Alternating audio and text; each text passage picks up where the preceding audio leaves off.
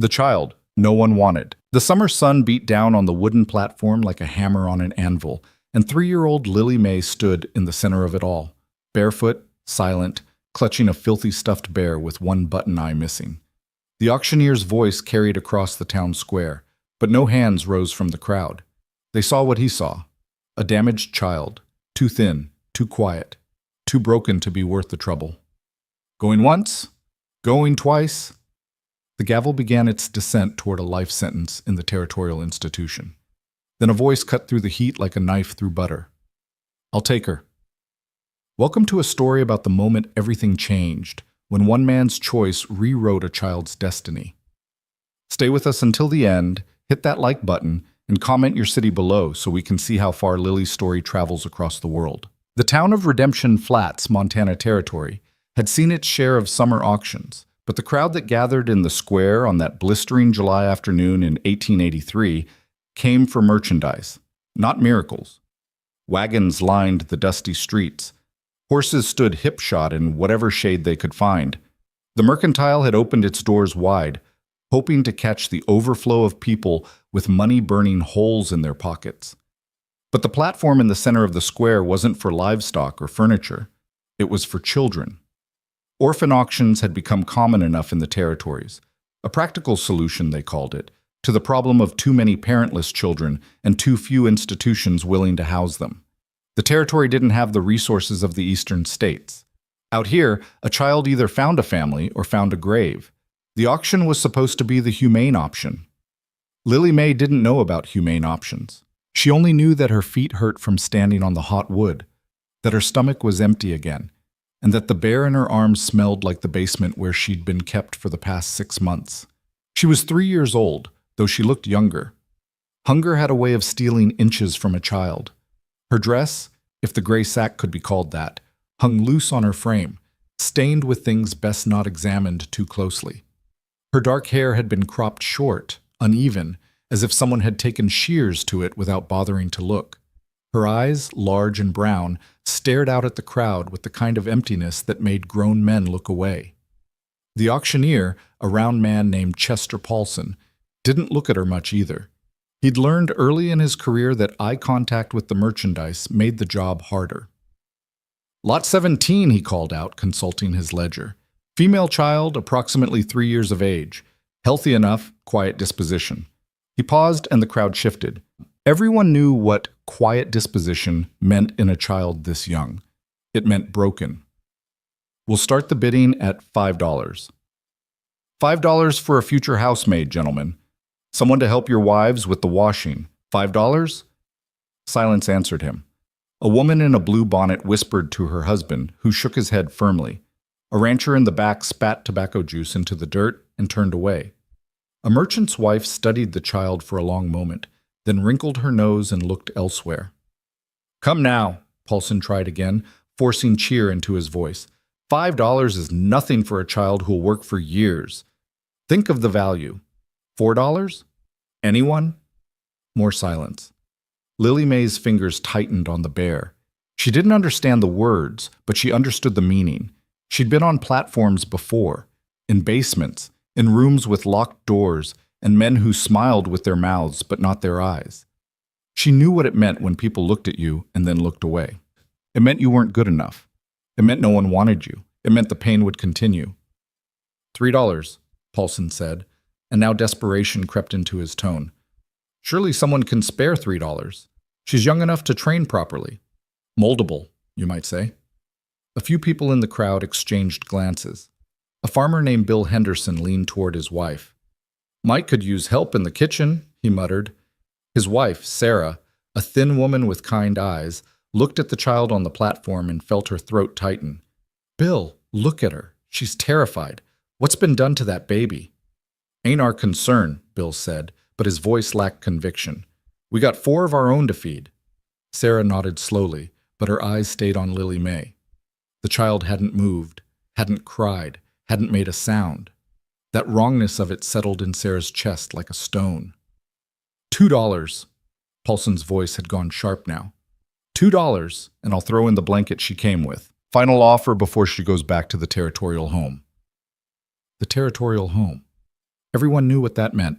The place where children went when no one wanted them. The place with bars on the windows and locks on the doors.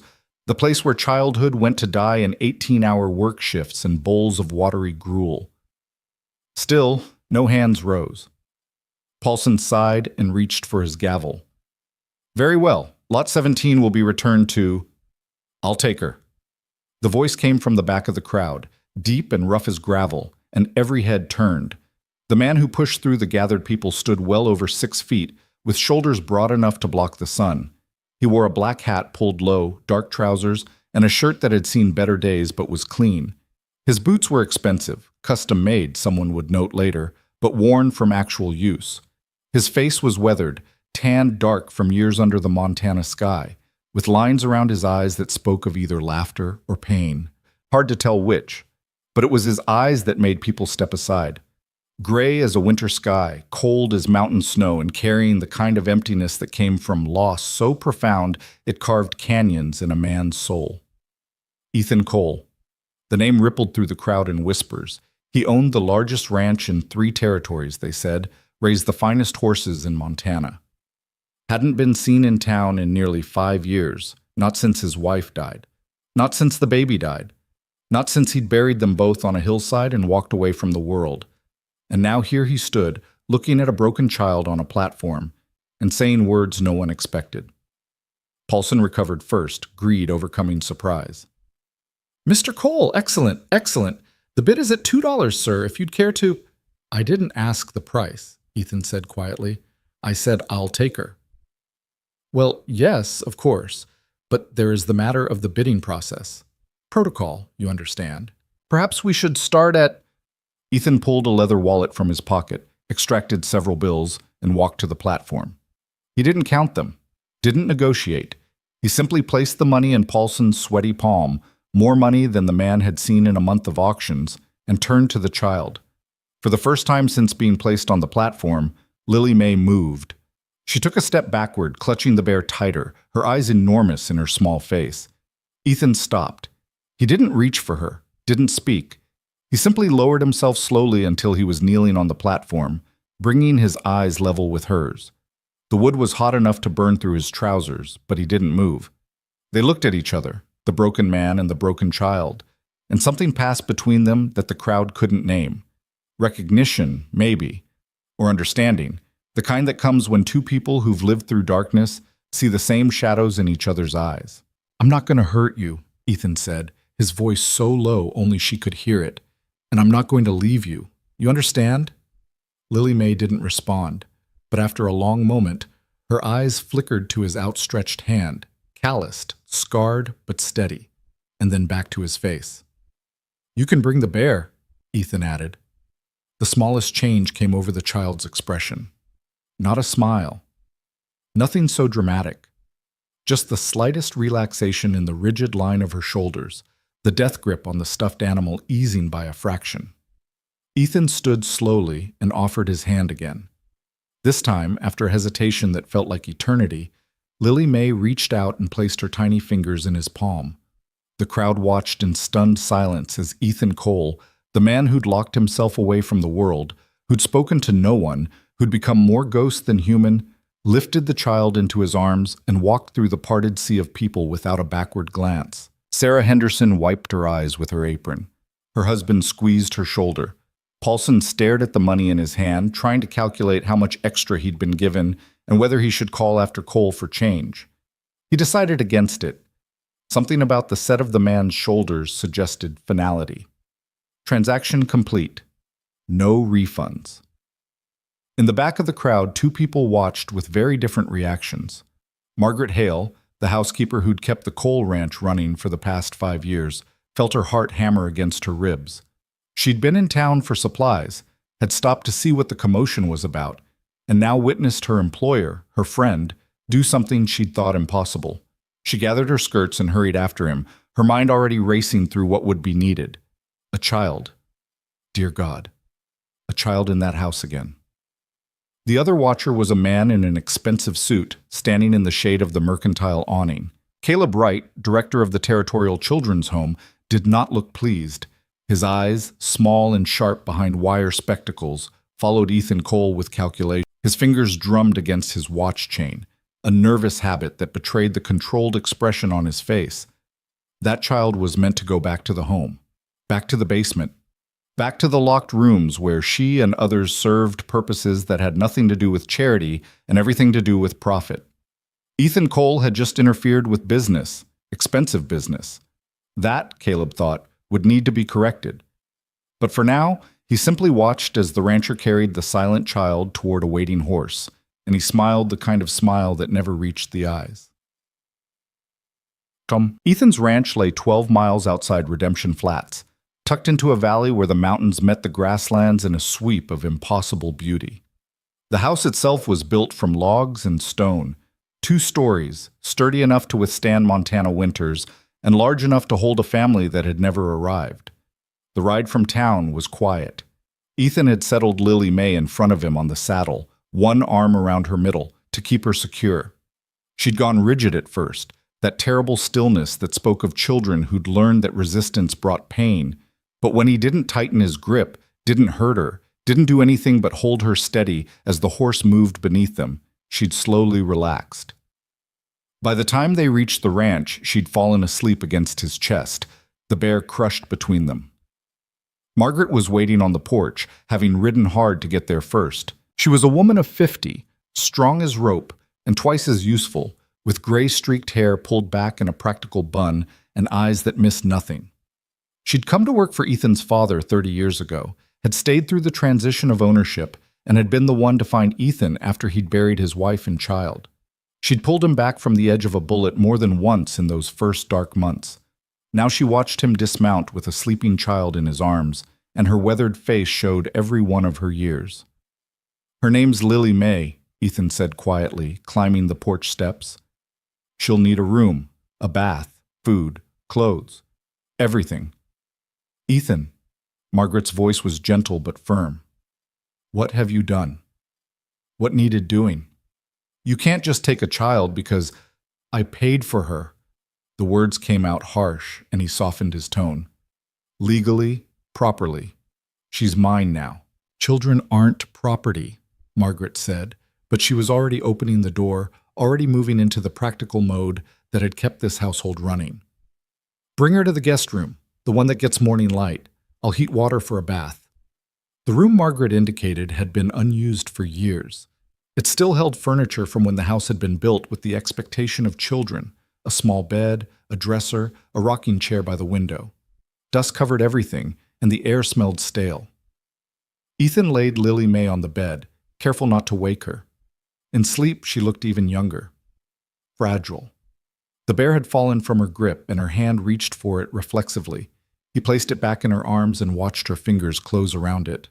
Margaret appeared in the doorway with an armful of linens. "I'll make up the bed proper once we've bathed her. Lord knows what she's carrying." She paused, studying the child with the practiced eye of a woman who'd raised 4 children of her own. "She's been hurt, Ethan. Bad. You can see it in how she holds herself." "I know." "This isn't going to be easy. A child like this who's been through God knows what." "I know," Ethan said again. He stood, looking down at Lily May. "But easy's not the point. Right is." Margaret's expression softened. "Your wife would have loved her." The words hung in the air between them. Ethan's jaw tightened, a muscle jumping beneath the skin. "Probably," he said after a moment. "But Catherine's gone. And this child's here. That's all that matters now." He turned and walked out, his boots heavy on the wooden floor. Margaret watched him go, then looked back at the sleeping child. "Well, little one," she murmured, "welcome to the Cole Ranch. I hope you're ready for what comes next, because I don't think any of us are." Lily. May woke to the smell of food. Her eyes opened slowly, confused by the softness beneath her, the clean scent in the air, the late afternoon light streaming through a window, windows without bars, a bed, not a floor, walls that didn't smell like urine and fear. She sat up fast, clutching the bear, her heart hammering. "Where? You're awake." The voice was female, warm, but not sugary. "Good timing. I've got the bath ready, and then we'll get some food in you." Lily May's head whipped toward the doorway where a gray-haired woman stood holding a stack of towels. Not the man from the platform. Someone new. Someone who might... Her breath came faster. Her fingers dug into the bear's matted fur. Margaret saw it immediately. The panic. The preparation for pain. She'd seen it before in animals that had been beaten. The way they'd coil up inside themselves, expecting the blow. "Hey now," she said softly, staying in the doorway. "Nobody's going to hurt you here. My name's Margaret.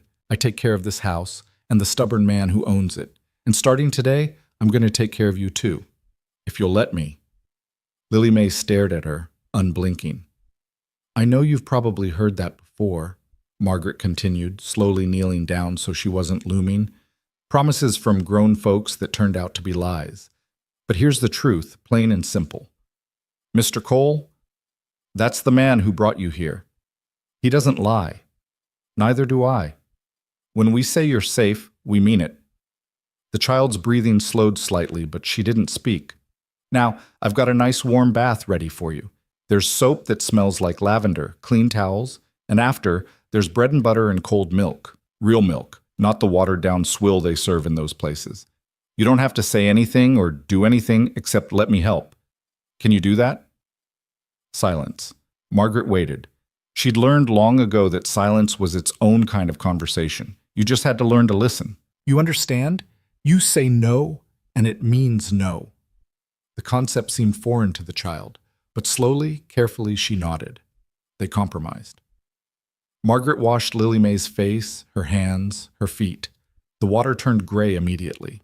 The child's skin, once clean, showed bruises in various stages of healing, fingerprints on her arms, marks on her back visible through the thin fabric.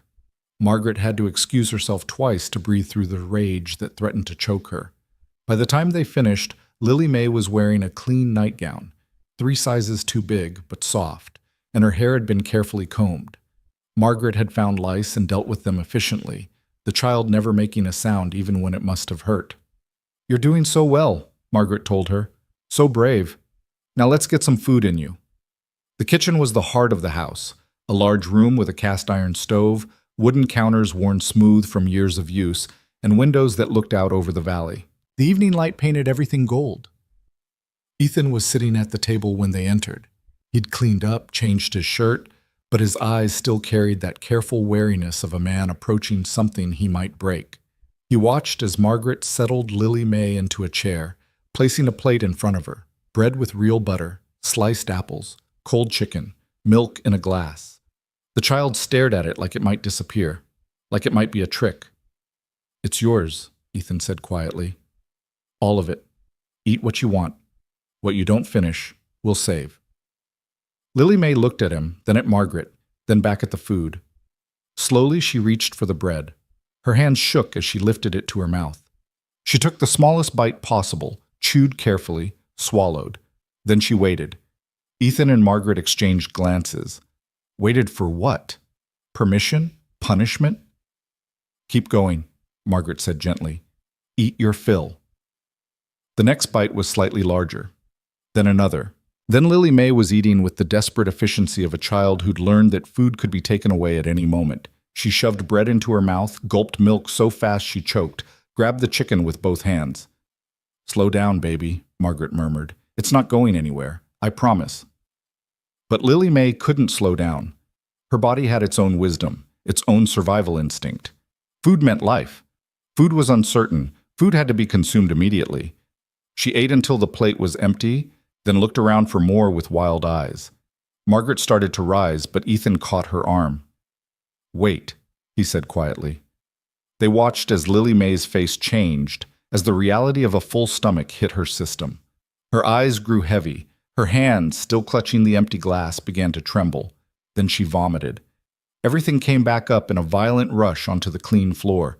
Immediately, the child scrambled from the chair and dropped to her knees, her whole body shaking. She pressed her forehead to the floor, arms over her head, waiting for the beating that always came after making a mess. Margaret's hand flew to her mouth. Ethan pushed back from the table and moved, not toward the child, but to grab a towel. He cleaned the floor quickly, efficiently, then knelt a few feet from Lily May.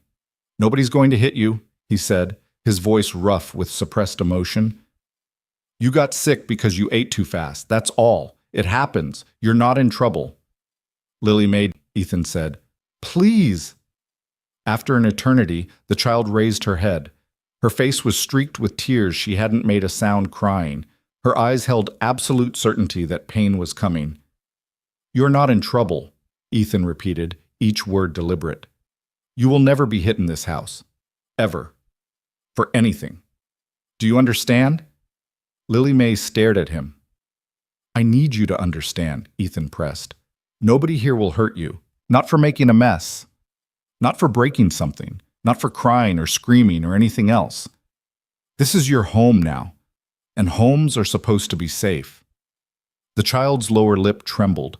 A sound escaped her, small, wounded, the first noise she'd made since arriving. Not quite a sob. More like the ghost of one. Margaret moved then, slowly, and gathered the tiny body into her arms. Lily Mae went stiff, then slowly relaxed into the embrace. Her face pressed against Margaret's shoulder, and she cried, silently, the way children learn to cry when sound brings punishment. Ethan stood and walked to the window, his hands gripping the sill hard enough to turn his knuckles white. Outside, the sun was setting over the mountains, painting the sky in shades of fire. Behind him, Margaret rocked the broken child and hummed a wordless tune. And somewhere in the house, a clock ticked away the seconds of a day that had changed everything. 3 days passed. 3 days of careful circling, of boundaries being established, of trust being built one microscopic piece at a time. Lily Mae didn't speak. Not a word. Margaret wasn't sure if she couldn't or wouldn't, but either way, the silence held. The child moved through the house like a ghost, never touching anything without permission, never asking for anything, eating tiny amounts at regular intervals as her stomach learned to accept food again. She slept in the small bed with the bear, and every morning Margaret would find her awake but motionless, waiting for someone to tell her what to do. Ethan watched it all with the patience of a man who'd spent years training wild horses. He knew you couldn't force trust. You could only create the conditions for it and wait. On the 4th morning, something changed. Margaret was in the kitchen making breakfast when she heard it. A crash from the parlor, then silence. She ran, her heart in her throat, and found Lily Mae standing frozen beside an overturned side table. A kerosene lamp lay shattered on the floor, oil spreading across the wood. The child's face was white. Her entire body shook, her eyes fixed on the mess with absolute horror. It's okay, Margaret said quickly, moving toward her. It's just a lamp. We can clean. Lily Mae bolted. She ran for the corner of the room and pressed herself into it, making herself as small as possible, her arms over her head in that terrible, familiar position. Margaret started forward, but Ethan's voice stopped her. I've got this. He'd come from the barn, drawn by the noise. Now he walked slowly into the parlor, assessed the situation, and moved to the corner, not toward Lily Mae, but to sit down on the floor about 6 feet from her, his back against the wall. That lamp was older than dirt, he said conversationally, as if he were talking to the air. Ugly thing, too. My mother hated it, but my father insisted on keeping it, said it reminded him of his bachelor days.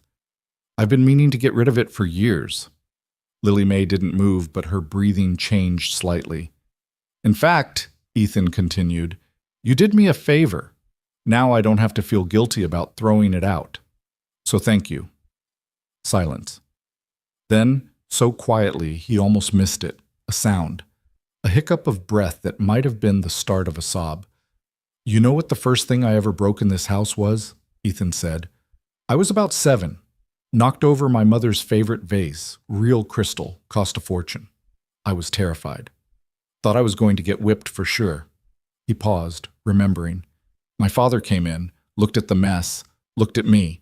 And you know what he said? He said, Son, things can be replaced, children can't. Are you hurt? That was all that mattered to him. Not the vase. Me. Lily Mae's arms lowered slightly. So here's the rule in this house, Ethan said firmly. Things break. That's what things do. And when they break, we clean them up and we move on. No punishments, no beatings, no locked rooms, just we clean up and we move on. He stood slowly, walked to the closet and retrieved a broom and dustpan. Then, while Lily Mae watched from the corner, He carefully swept up the broken glass and cleaned the oil from the floor. When he finished, he looked at her. All done. Crisis over. Now, I believe Margaret was making flapjacks. You hungry? The child stared at him. Her dark eyes were enormous in her small face, searching his for the lie, the trick, the moment when the kindness would crack and reveal the monster underneath. But Ethan just waited, patient as stone. Finally, Lily May nodded, just once, barely visible. Good, Ethan said. Me too. Come on. He held out his hand, not demanding, just offering. And after a long, trembling moment, Lily May stepped out of the corner and placed her tiny fingers in his palm. They walked to the kitchen together, leaving the broken lamp behind. That afternoon, Margaret found Lily May in the parlor, standing in the exact spot where the table had been. She was staring at the floor like she was trying to understand a mystery. Something on your mind, little one? Margaret asked. Lily May looked up at her, then back at the floor. When she spoke, her voice was so rusty from disuse that it came out as barely more than a whisper. Gone. Margaret's heart jumped. First word in 4 days. Yes, sweetheart, she said gently. Mr. Cole cleaned it up. It's all gone. No. Lily May shook her head slightly. No hit. Gone. Understanding dawned. The child was trying to reconcile what she'd expected, punishment, pain, with what had actually happened. Nothing. The punishment was gone. Margaret knelt down, bringing herself to Lily May's level.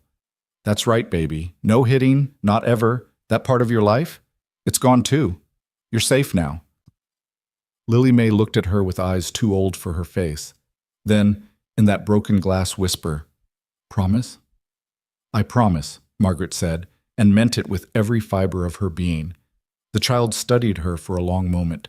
Then she reached out and took Margaret's hand, the first time she'd initiated touch, and held on like it was the only solid thing in a tilting world. They stood there together as the afternoon light shifted across the floor, and somewhere in the house, Ethan Cole paused in his work and closed his eyes, letting himself believe just for a moment that maybe, he'd done something right.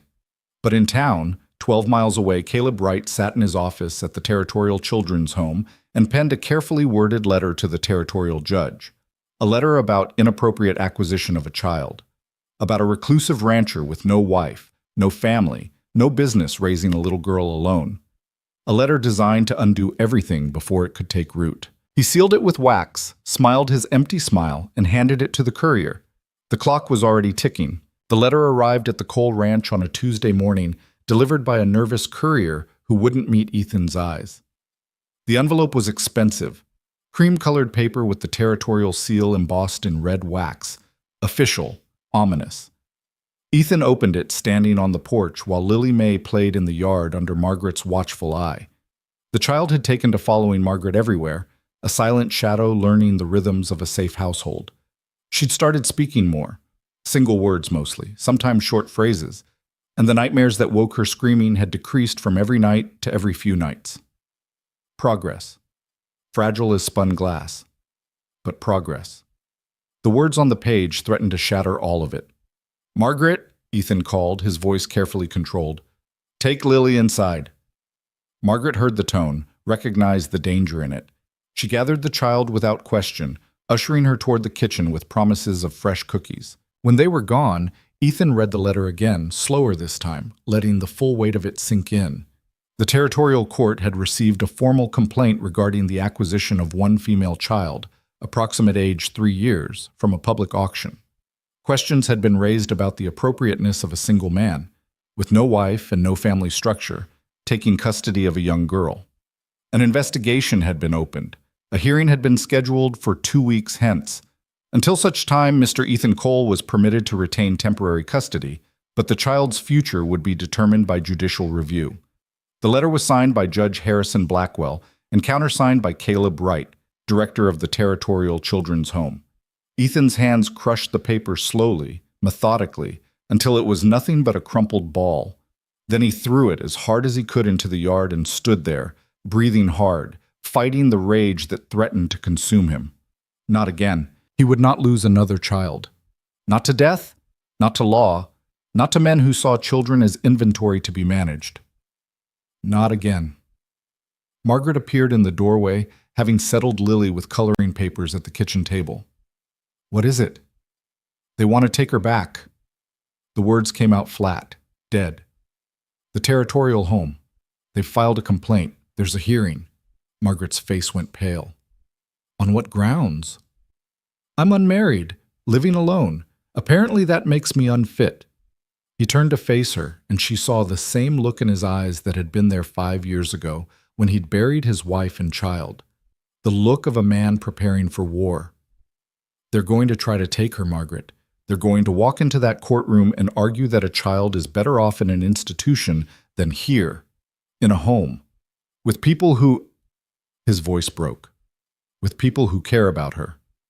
Then we fight, Margaret said simply. We get a lawyer. We show the judge what kind of place that home really is. With what evidence? Ethan's laugh was bitter. Bruises fade. Children are taught not to talk. And I'm just a rancher who bought a child on impulse. That's how they'll paint it. A lonely man making an irrational decision. That's not what happened. Doesn't matter what's true. Matters what they can prove. He looked toward the house, toward where Lily May sat inside, safe and whole for now. I should have known better. Should have known they wouldn't just let her go. Margaret crossed her arms. So what are you going to do? Give up? Let them take her back to that place? No. The word was iron. Never. But I need help. I need someone who knows how to fight this kind of battle. There's a lawyer in Helena, Margaret offered. Samuel Chen handles territorial cases. He's got a reputation for winning impossible fights. Ethan nodded slowly. How fast can you pack a bag? I'm not going to Helena. You are. I'm staying here with Lily. Margaret, she trusts me now, Ethan. You leave. She's going to think you abandoned her. She needs to see you come back. Needs to learn that when you leave, you return. Margaret's voice softened. Go to Helena. Find this lawyer. Fight for her. I'll keep her safe while you're gone. Ethan wanted to argue, but she was right. Lily May's trust was built on consistency, on presence, on the slow accumulation of moments where promises were kept. He told her he wouldn't leave her. Now he had to prove it. I'll be back in 3 days, he said. 4 at most. We'll be here, Margaret promised. Inside, Lily May looked up from her coloring as Ethan entered. She'd drawn something that might have been a horse, or possibly a dog, in shades of brown and black crayon. She held it up for his approval, and the hope in her eyes nearly undid him. That's real good, he said, kneeling beside her chair. Is that Thunder? Thunder was the gray mare he'd let Lily feed carrots to yesterday, her first time touching a horse without flinching. Lily nodded eagerly. Big, she said, spreading her arms wide. Strong. Like you, Ethan said, and watched her face light up with something he'd never seen there before. Pride. Listen, I need to go into town for a few days. Margaret's going to stay here with you. I'll be back soon, I promise. The light died. Lily May's face went carefully blank the way it did when she was preparing for disappointment. You go, and I come back, Ethan said firmly. Always. When I say I'll be back, I mean it. You understand?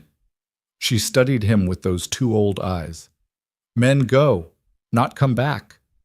The words hit like a fist to the chest. How many times had this child been abandoned?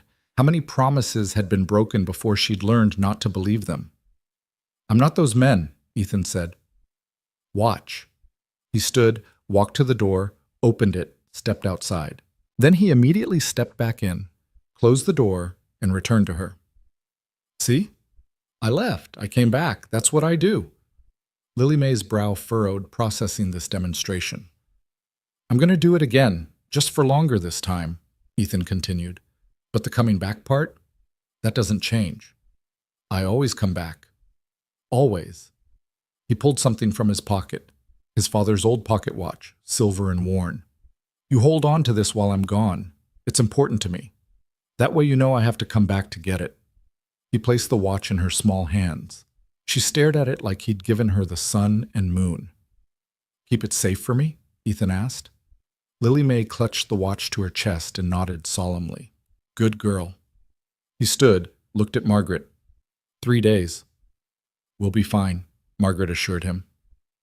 But as Ethan rode out an hour later, supplies packed, money secured, he couldn't shake the feeling that he was racing against a clock that had already run out. The 3 days Ethan was gone were the longest of Lily May's short life. She carried the pocket watch everywhere, checking it obsessively even though she couldn't tell time. She slept with it under her pillow. She held it during meals. Margaret watched the child's anxiety build with each passing hour and did her best to provide distraction. They baked bread together, Lily's small hands learning to knead dough. They fed the chickens, collected eggs, brushed the horses. Margaret told stories, nothing scary, nothing with abandonment, just simple tales of animals and adventures with happy endings. But every time a sound came from outside, Lily May would run to the window, watch clutched tight, hoping to see a rider coming up the valley. On the evening of the 3rd day, she stopped eating, just sat at the table, staring at the uneaten food, the watch pressed against her heart. "He's coming back, sweetheart," Margaret said gently. He promised. Lily May shook her head slowly. "Men go, not come back. Not this man. This man keeps his word." But doubt had taken root. Lily May retreated into the silence she'd lived in before, her words drying up like a creek in August. That night, the screaming nightmares returned. Margaret held her through it, rocked her, whispered reassurances that felt hollow even to her own ears. Dawn broke on the 4th day, gray and cold. Autumn was coming to Montana, the mornings crisp with the promise of winter. Margaret made breakfast mechanically, her own worry gnawing at her composure. 4 days. He'd said 3, maybe 4. But 4 was almost over and still no sign. Lily May sat at the window, motionless, the watch in her lap. "Come eat, baby," Margaret coaxed. The child didn't respond, didn't even acknowledge she'd heard. Margaret was about to try again when she heard it, the distant sound of hoofbeats, not the usual rhythm of the ranch horses moving in the pasture. This was purposeful. Coming closer. Lily May heard it too. She pressed her face to the glass, her breath fogging it, her whole body tense. The rider crested the hill, and even from a distance there was no mistaking Ethan Cole's silhouette. Tall, straight, coming home. Lily May made a sound Margaret had never heard from her, a cry of pure, anguished relief. She scrambled from the chair, ran to the door, fumbled with the handle her small hands could barely manage. Margaret helped her, and the moment the door opened, Lily May was running across the yard in her nightgown and bare feet, the pocket watch clutched in both hands. Ethan saw her coming and dismounted fast, dropping to one knee just in time to catch her as she threw herself into his arms with the full force of her tiny body. She was sobbing, loud, messy, the kind of crying she'd never allowed herself before, and saying his name over and over like a prayer. "I'm here," Ethan said roughly, holding her tight. "I'm here. I promised, didn't I? I came back." Lily May pulled back just enough to shove the pocket watch at him, her face streaked with tears. "Yours, take. You back." "That's right, I'm back."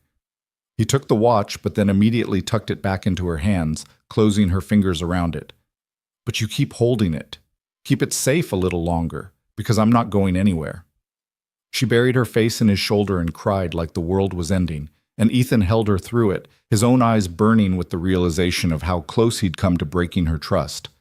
4 days instead of 3. 4 days of a child learning to believe again, then teetering on the edge of losing that belief. Margaret watched from the porch, wiping her own eyes with her apron, and sent up a silent prayer of gratitude. When Lily May's sobs finally subsided into hiccups, Ethan carried her inside and settled at the kitchen table with her still in his arms. She refused to let go, her fists knotted in his shirt. "Did you find him?" Margaret asked quietly. "The lawyer." "I found him." Ethan's expression was grim. "Samuel Chen, smart as they come and mean as a snake when he needs to be. He's coming here tomorrow to prepare. We've got 10 days until the hearing." "What did he say about our chances?" "He said the truth doesn't matter as much as the performance, that we need to be ready for them to paint me as everything from a predator to a fool." His arms tightened around Lily May. "He also said we need to document everything, her condition when I got her, her progress now, medical testimony if we can get it." "Doc Morrison would help," Margaret said. "He's a good man. Chen's already sending word. He'll be here tomorrow too." Ethan looked down at the child in his arms, who had finally stopped crying but still held his shirt like he... They're going to try to take you away from me, little one. Try to say you'd be better off somewhere else. But I'm not going to let that happen. You hear me? We're going to fight. Lily May lifted her head, her face blotchy and wet. Fight? That's right. Fight to keep you here. Fight to keep you safe. He smoothed her tangled hair back from her forehead. Because you belong here now. This is your home. And I protect what's mine. Something shifted in Lily May's expression. A flicker of the fierceness she'd need to survive what was coming. Mine, she repeated softly. Then, with more force, mine. Yes, Ethan said. Yours. This house, this ranch, Margaret, me, all yours. Nobody's taking that away. She nodded slowly, then settled back against his chest, exhausted from emotion. Within minutes, she was asleep, her fingers still twisted in his shirt. Margaret began preparing food, her movements efficient but tense. What aren't you telling me? Ethan waited until he was sure Lily May was deeply asleep before answering. Chen did some digging. The territorial home is bringing Dorothy Lang to testify. Margaret's hand stilled on the bread dough. Dorothy Lang was Redemption Flat's wealthiest widow, a woman who'd inherited her late husband's mining fortune and spent her time managing what she called charitable endeavors. She was also known for her piety, her rigid views on proper society, and her ability to sway public opinion. What does Dorothy Lang have to do with this? Apparently, she's been wanting to establish a proper orphanage, not the territorial home, something better, she claims, more civilized. And she had her eye on Lily May as one of the first children for her new facility. Ethan's voice went hard. Claims a child of such tender years needs a woman's influence. That a motherless household is no place for a little girl. That I'm, and I quote, ill-equipped to provide the moral and domestic education necessary for proper feminine development. Margaret snorted. That woman wouldn't know proper feminine development if it bit her on her overstuffed bustle. She's had 3 housekeepers quit in as many months because she treats them like slaves. Doesn't matter what we know, matters what she'll say under oath. Ethan shifted Lily May slightly in his arms. Chen says she's a formidable witness, respected, convincing, the kind of woman judges listen to. Then we find someone they'll listen to more. Like who? I'm a rancher who hasn't been to church in 5 years. You're my housekeeper. Who's going to testify for us that has any weight? Margaret thought for a moment, her jaw set. Sarah Henderson. Ethan looked up sharply. Bill Henderson's wife? The same. She was at that auction, saw the whole thing, saw how Lily May looked before you took her. And Sarah Henderson is... She paused, choosing her words carefully. She's everything Dorothy Lang pretends to be. Genuinely good, active in the church, respected, 4 healthy children of her own. If she testifies that you did the right thing, people will listen. Why would she testify for me? I barely know the woman. Because she's been asking about Lily May every time I go to town, Margaret said, asking how she's doing, if she's eating, if she's happy. Sarah saw something in that child that day, something that haunted her. She'll help. I know she will. Ethan nodded slowly. Chen's coming tomorrow at noon. Can you ride to the Henderson place this afternoon? Ask her to be here when he arrives? Consider it done. Margaret wiped her hands on her apron and reached for her riding coat.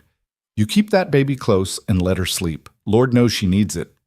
After Margaret left, Ethan carried Lily May to the rocking chair by the window and settled in, cradling her against his chest.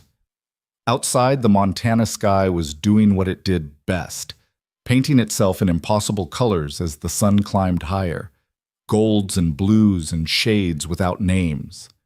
He thought about the hearing, about standing in front of a judge and having to justify loving a child who needed love, about men and women who would argue that institutions were better than homes, that propriety mattered more than safety, that a child was better off in a cage than free with someone who gave a damn.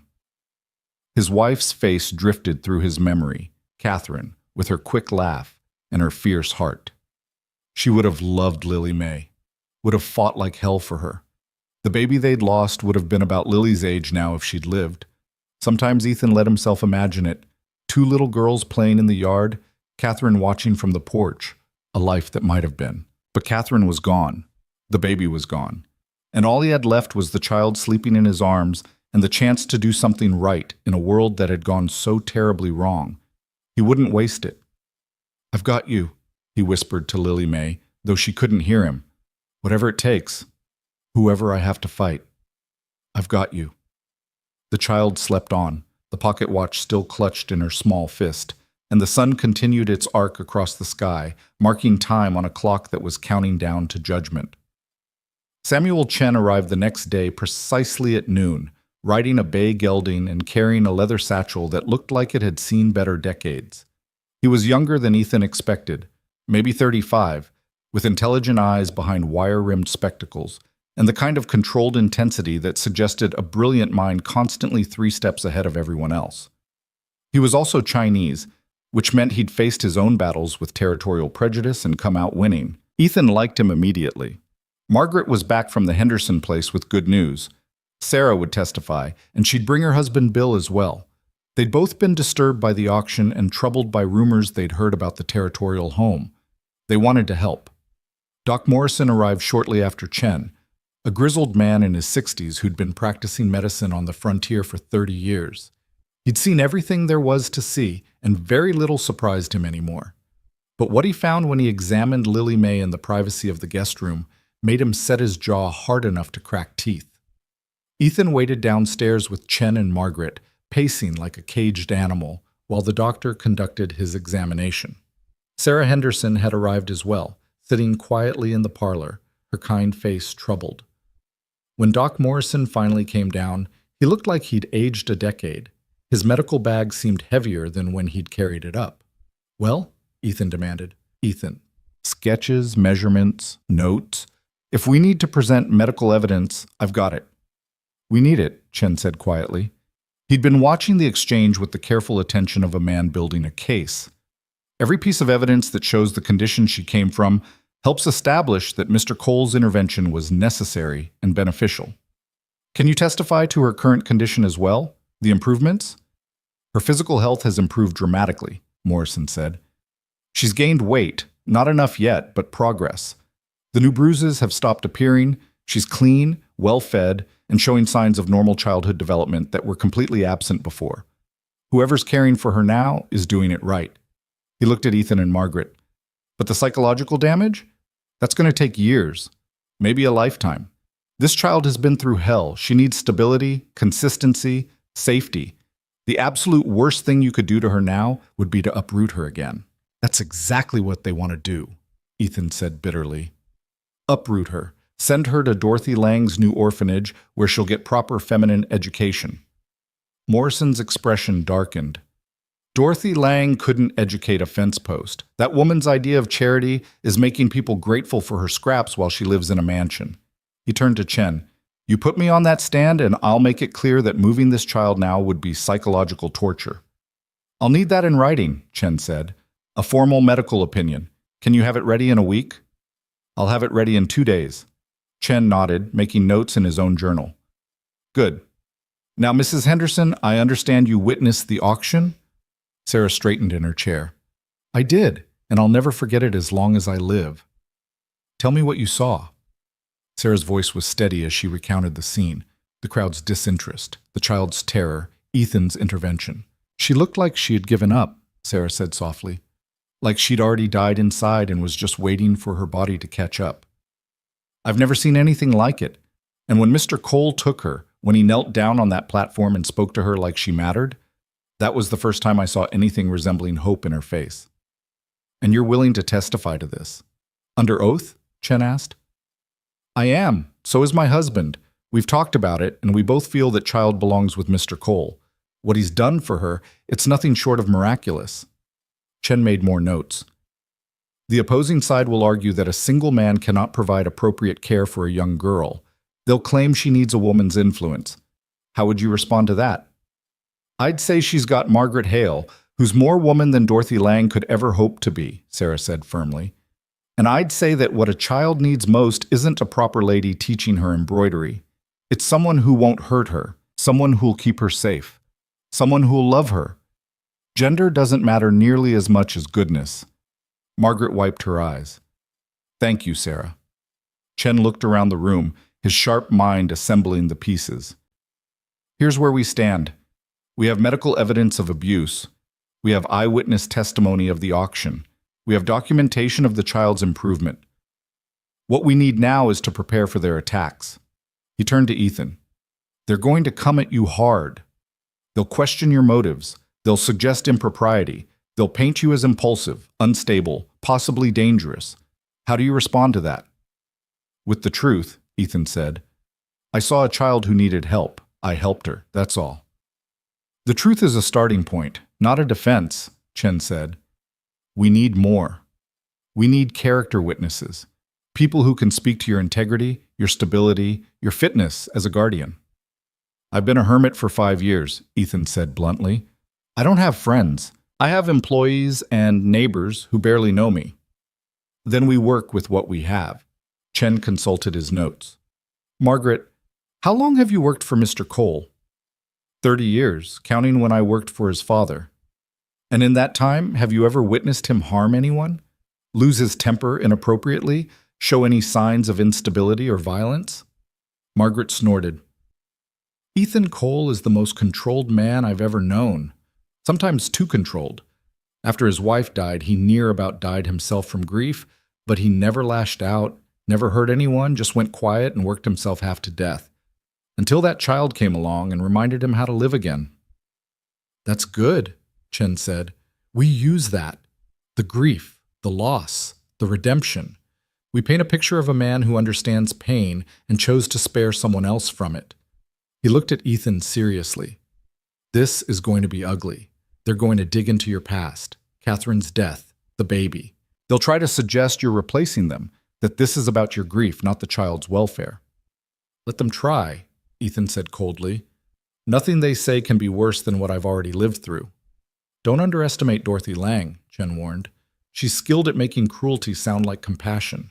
She'll stand up there and talk about the child's need for proper moral education, for feminine guidance, for the kind of refinement only a woman can provide, and she'll make it sound reasonable.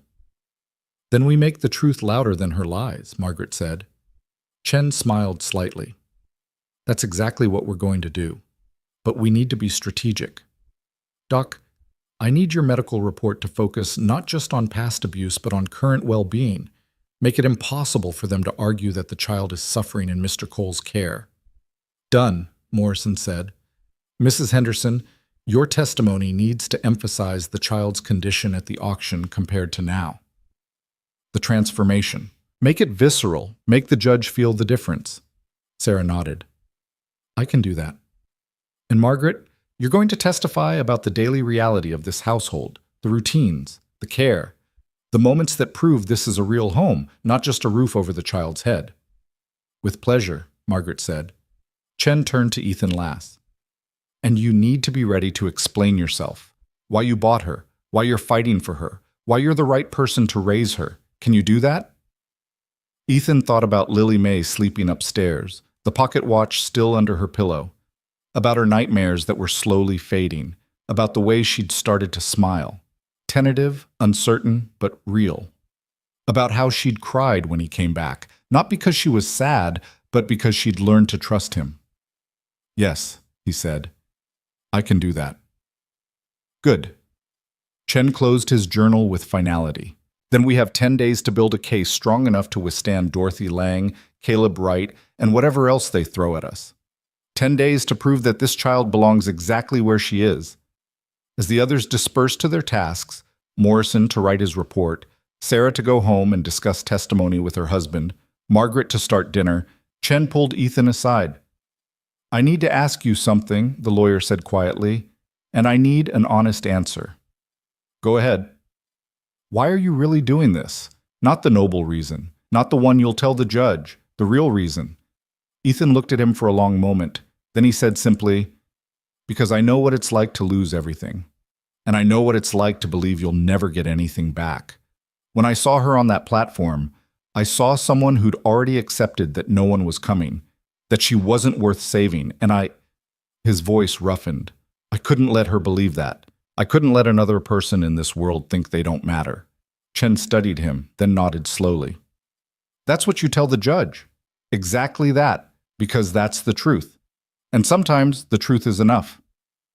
And if it's not, then we fight anyway, Chen said, because that's what we do for the people who matter. Upstairs, Lily May woke from her nap, reached under her pillow for the pocket watch, and held it close to her chest. She could hear voices downstairs, deep, serious, the kind that meant important things were happening. She didn't understand all of it, but she understood enough. Someone was trying to take her away from here, from Margaret, from Ethan, from the first place that had ever felt safe. She climbed out of bed, padded to the door, and sat down to listen. Learning, preparing, remembering what she'd learned in the bad places, that survival meant paying attention, meant staying quiet, meant being ready. But this time, for the first time in her short life, she wasn't alone. This time, someone was fighting for her instead of against her, and that made all the difference. The 10 days before the hearing moved like a river during spring thaw, sometimes rushing forward in a torrent of preparation, sometimes slowing to moments so quiet they felt suspended in amber. The ranch became a different place, charged with purpose and weighted with the knowledge that everything balanced on the edge of a single day in court. Chen returned twice more, each time drilling Ethan and Margaret on testimony, refining arguments, anticipating attacks. He was relentless in his preparation, and Ethan understood why the man won cases others wouldn't touch. He didn't just know the law. He knew people, knew how to take a story and make it impossible to dismiss. Doc Morrison delivered his medical report on the third day, and even Chen, who'd seen his share of human cruelty documented on paper, had to set it down and take a moment before continuing. The details were clinical, precise, and absolutely damning. No one could read that report and believe the territorial home was anything other than a house of horrors. Sarah Henderson came by twice to review her testimony with Chen, bringing fresh bread and encouragement each time. Her husband Bill came once, a quiet man who said little, but whose testimony would be simple and devastating. He'd seen the child before, seen her after, and the difference spoke for itself. But it was Lily May herself who changed the most during those 10 days. She'd figured out, with the peculiar intuition of traumatized children, that something important was happening, something that involved her. She didn't understand courts or custody or legal battles, but she understood that people were preparing to fight. And she understood, with a clarity that broke Ethan's heart, that she might be taken away. The nightmares came back with a vengeance. She woke screaming almost every night, and more than once Ethan found himself sitting on the floor beside her bed at 3 a.m, his hand resting on her small back while she sobbed into her pillow. The pocket watch never left her possession. She carried it during the day, slept with it at night, and checked it obsessively as if counting down to some inevitable disaster. On the 7th day, Margaret found her in the kitchen at dawn, standing on a chair to reach the high shelf where the bread was kept. She'd dragged a sack of flour across the floor and was methodically filling her pockets with biscuits, hardtack, anything she could carry. "Baby, what are you doing?" Margaret asked gently. Lily May froze, then slowly turned. Her face was set in that careful blankness that meant she was terrified. "Food," she said simply. "For when?" "For when what, sweetheart?" "When they take me." The words were matter-of-fact, resigned. "Need food. They don't feed, not much." Margaret's throat closed. The child was preparing, hoarding supplies for the return to hell because she didn't believe the adults could protect her. Because every other adult in her life had failed her, so why would these be different? "Come here," Margaret said, opening her arms. Lily May climbed down from the chair, slowly, warily, and stood just out of reach. "We're not going to let them take you," Margaret said, kneeling to meet the child's eyes. "Mr. Ethan, me, the lawyer, the doctor, Mrs. Henderson, we're all fighting to keep you here. This is your home. Nobody's taking you away. You don't know." Lily May's voice was small but certain. "Adults say things, don't mean them. They come. They take. Always." "Not always, not this time." "How you know?" It was a fair question, an impossible question, because Margaret didn't know, couldn't promise. The hearing could go either way, and if the judge ruled against them, there would be nothing any of them could do except watch Lily May be carried away. So instead of making promises she couldn't keep, Margaret told the truth. "I don't know for certain," she admitted, But I know Mr. Ethan, and I know that man will fight for you with every can't fight anymore. That's not a guarantee, baby, but it's as close as I can give you. Lily May studied her for a long moment.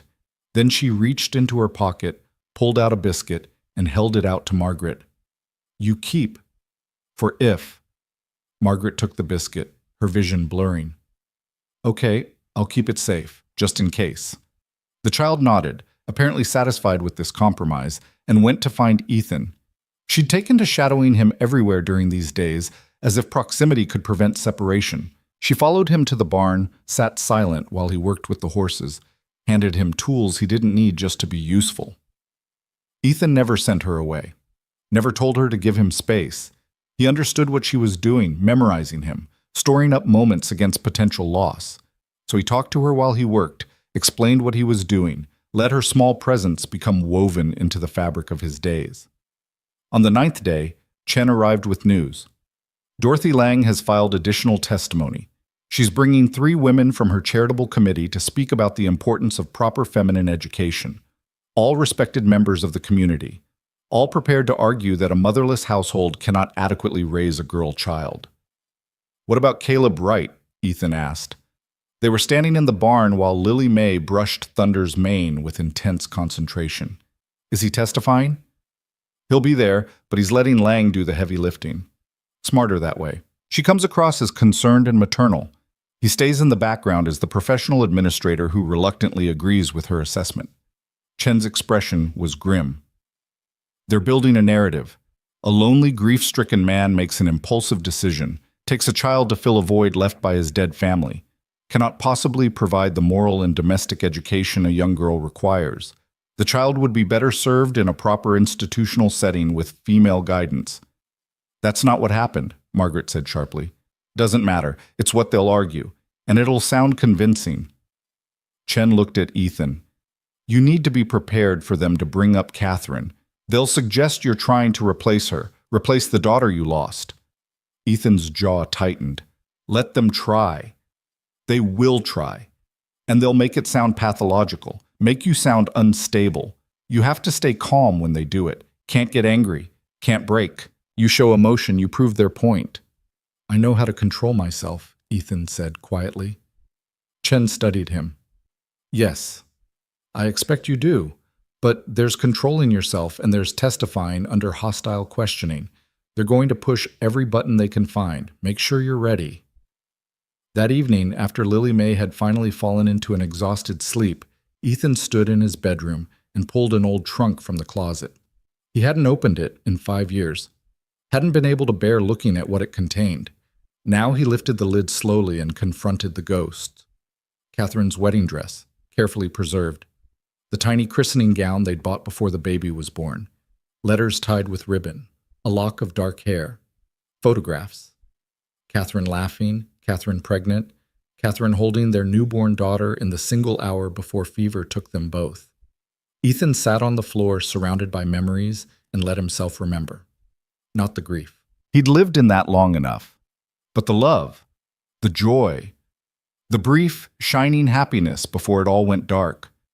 Then he packed everything carefully back into the trunk, closed it, and returned it to the closet. They were wrong.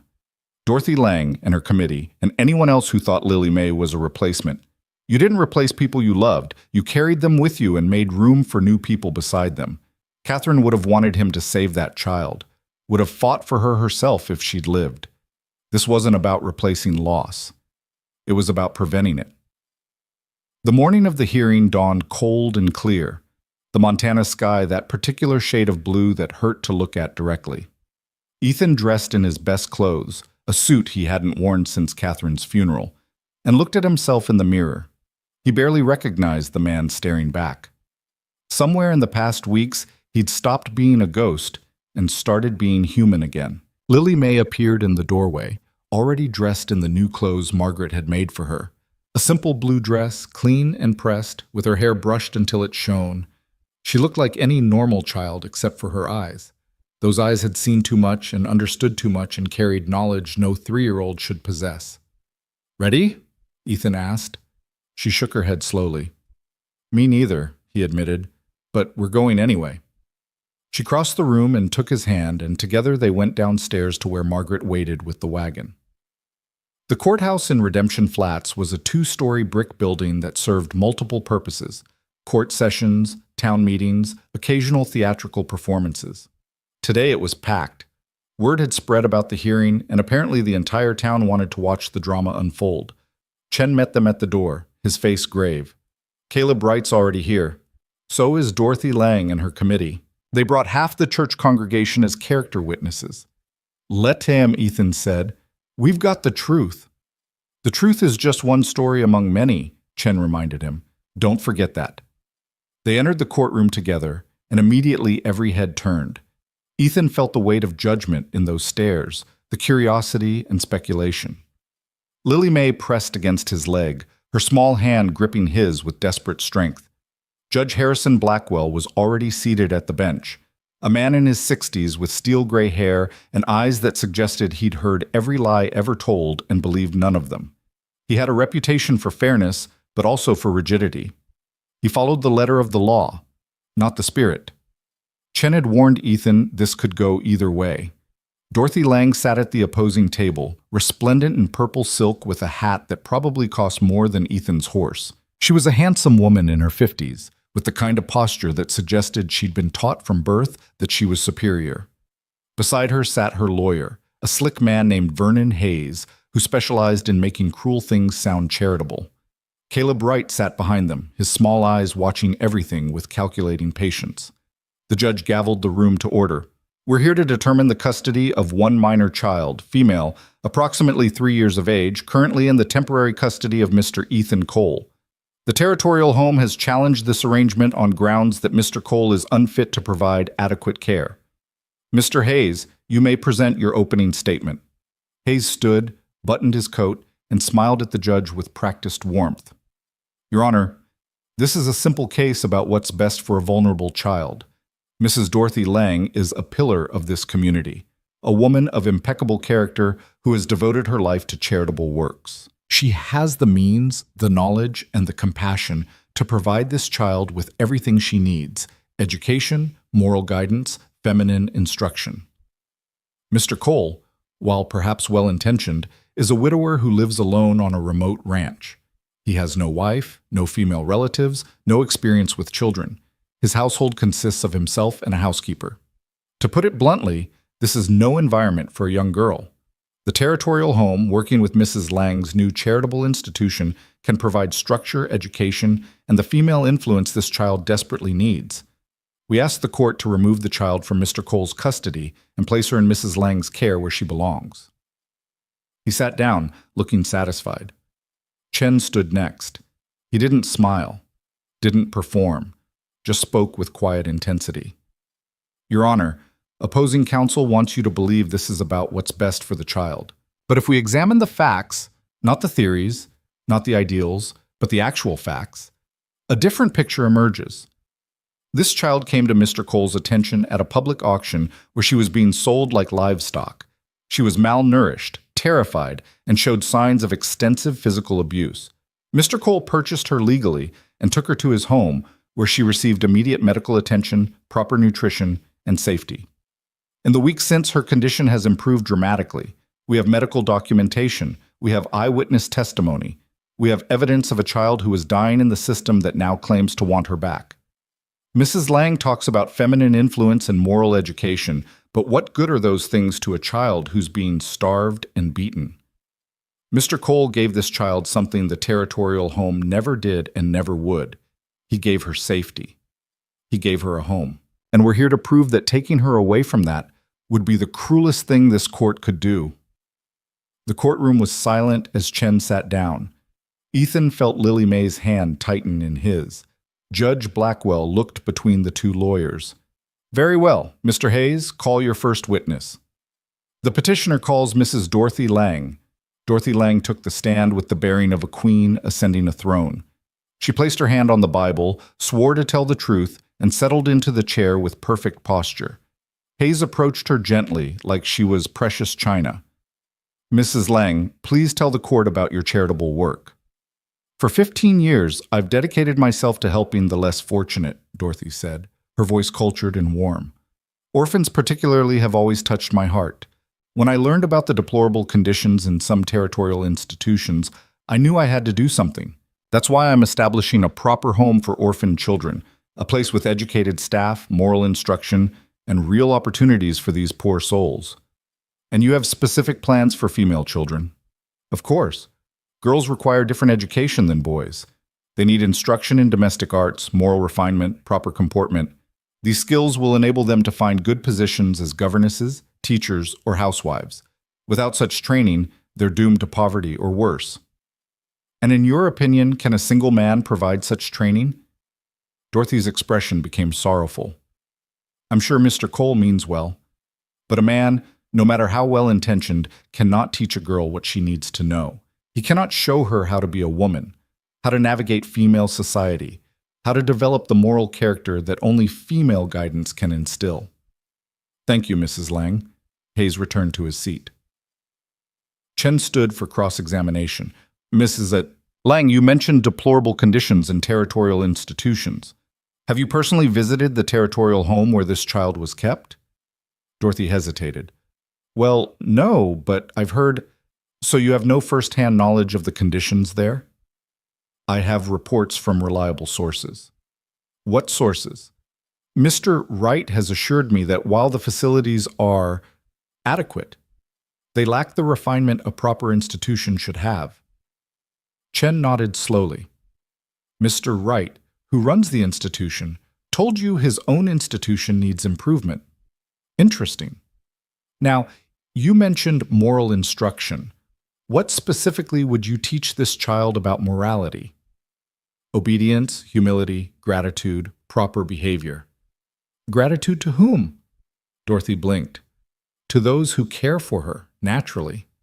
So you'd teach her to be grateful for charity, to see herself as someone who must earn kindness through good behavior and obedience. That's not what I... Isn't it? Chen's voice was sharp now.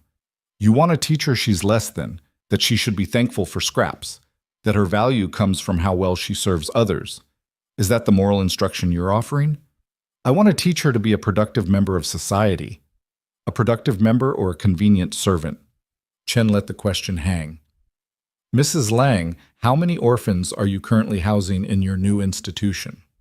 We're still in the planning stages, so 0. You're asking this court to remove a child from a home where she's currently safe and thriving and place her in an institution that doesn't actually exist yet. It will exist very soon. Will it? And while you're building it, where exactly would this child go? Back to the territorial home, the place you just described as lacking refinement? Dorothy's composure cracked slightly. Temporary arrangements could be made. Temporary. Like the temporary arrangement that left her covered in bruises and starving? Chen's voice cut like a blade. No further questions. Dorothy left the stand flustered, her perfect facade cracked. Vernon Hayes called his next witness, a woman from the church committee who testified about the importance of female society and proper education. Then another, saying essentially the same thing. Chen's cross-examinations were brief and devastating, pointing out that none of them had met Lily May, examined her, or knew anything about her actual needs. Then Hayes called Caleb Wright.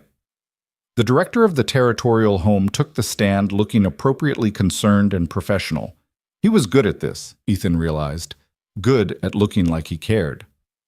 Mr. Wright, Hayes said, tell us about the child in question. What was her condition when she came to your facility? She arrived approximately 8 months ago, Wright said smoothly. Parentless, undernourished, extremely withdrawn. We provided basic care, food, shelter, medical attention when needed. But our facility is overcrowded and underfunded. We lack the resources to give each child individual attention. And when Mr. Cole purchased her at auction, were you concerned? Very. I have nothing against Mr. Cole personally, but removing a child from institutional care and placing her with a stranger raises serious questions. We have no way of knowing what happens behind closed doors on that ranch. Chen stood. Mr. Wright, you said the child was undernourished when she arrived at your facility. How much weight did she gain during the 8 months she was in your care? Wright shifted. I don't have exact figures. Approximately? Perhaps a pound or two? A pound or two in 8 months? And in the 6 weeks she's been with Mr. Cole, she's gained 7 pounds. Medical records confirm that. Does that suggest inadequate care? Weight isn't the only measure of, you're right. Let's talk about the bruises, the cigarette burns, the broken bones, all documented by Dr. Morrison as having occurred while she was in your facility. How did those happen? I run a large institution with limited staff. I can't personally supervise every moment of every child's day. So you're admitting children in your care are being abused, and you're doing nothing about it? I'm saying that in any large facility, unfortunate incidents can occur. Unfortunate incidents. Chen's voice dripped contempt. Is that what you call burning a 3-year-old with cigarettes? An unfortunate incident? Hayes jumped up. Objection!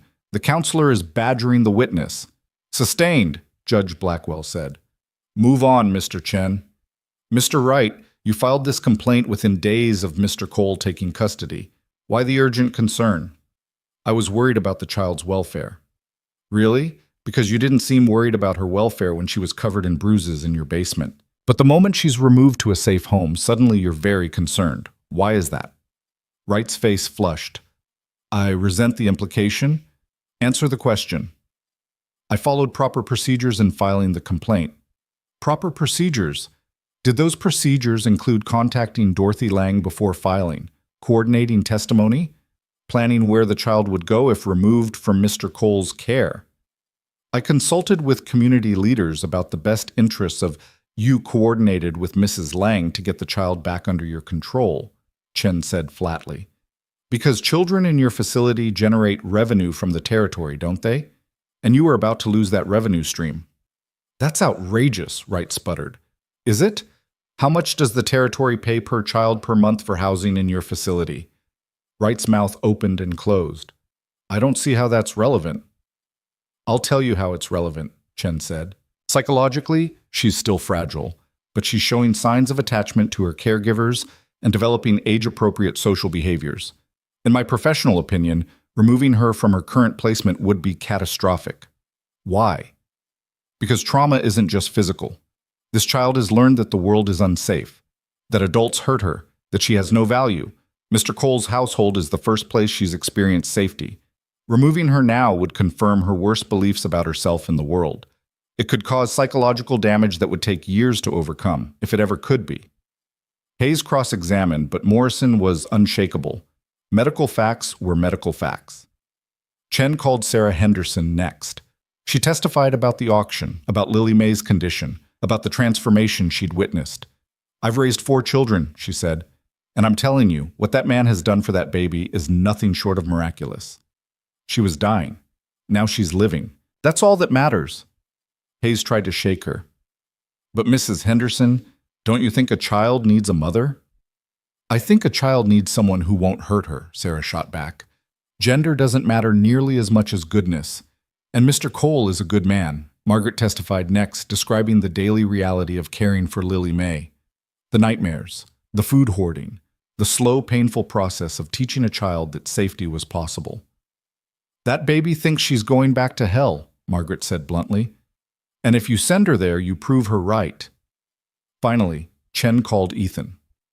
The walk to the witness stand felt like walking through water. Every eye in the courtroom followed him. He placed his hand on the Bible, swore the oath, and sat down. Chen started gently. Mr. Cole, why did you purchase Lily May at the auction? Ethan looked at the lawyer, then at the judge, then at Lily May sitting in the front row with Margaret. The child was watching him with absolute focus, the pocket watch clutched in her hands. Because nobody else would, he said simply. And I couldn't let her go back.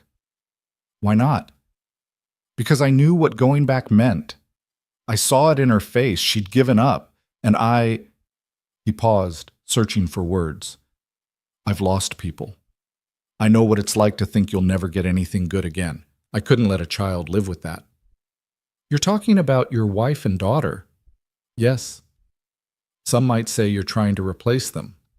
What would you say to that? I'd say they don't understand grief, Ethan said quietly. You don't replace people you love, but grief shouldn't stop you from loving new people. Catherine would have wanted me to help that child. She'd have done it herself if she could. Hayes stood for cross-examination, and his expression was predatory. Mr. Cole, you have no wife, no female relatives nearby. How exactly do you plan to raise a young girl? With Margaret's help, with patience, with care. But can you teach her to be a woman? I can teach her to be human, to be safe, to know she matters. The rest will follow. Will it? Can you help her with intimate female concerns as she grows? Margaret can. And if we need other help, we'll find it. But basic human decency doesn't require a particular gender. Hayes changed tactics. You bought her on impulse, didn't you? Saw her, felt sorry for her, made a rash decision. No. I saw her and knew she needed help. That's not impulse. That's responding to need.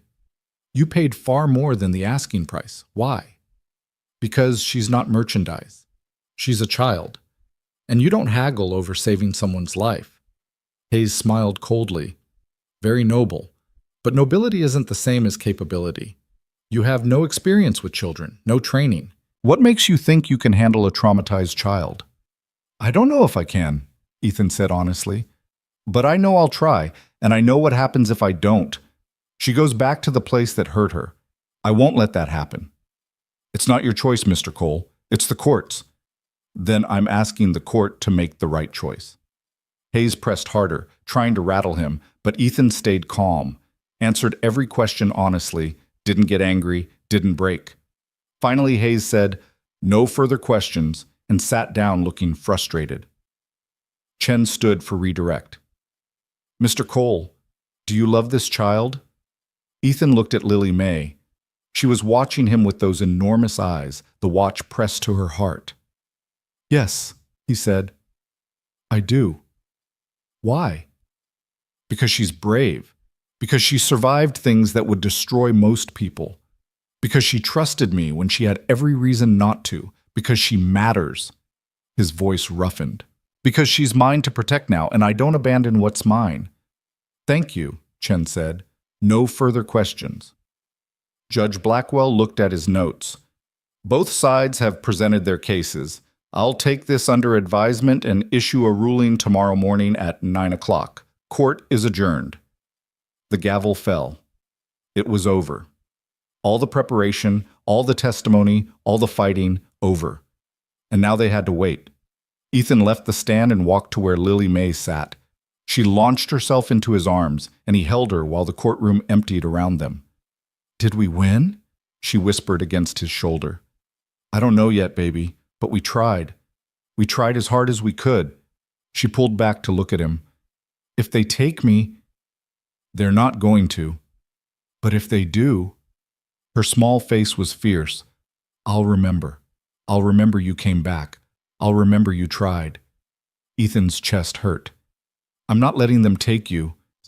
You don't know, Lily May said, echoing what she'd told Margaret days ago. Adults don't know. Things happen anyway. She was right.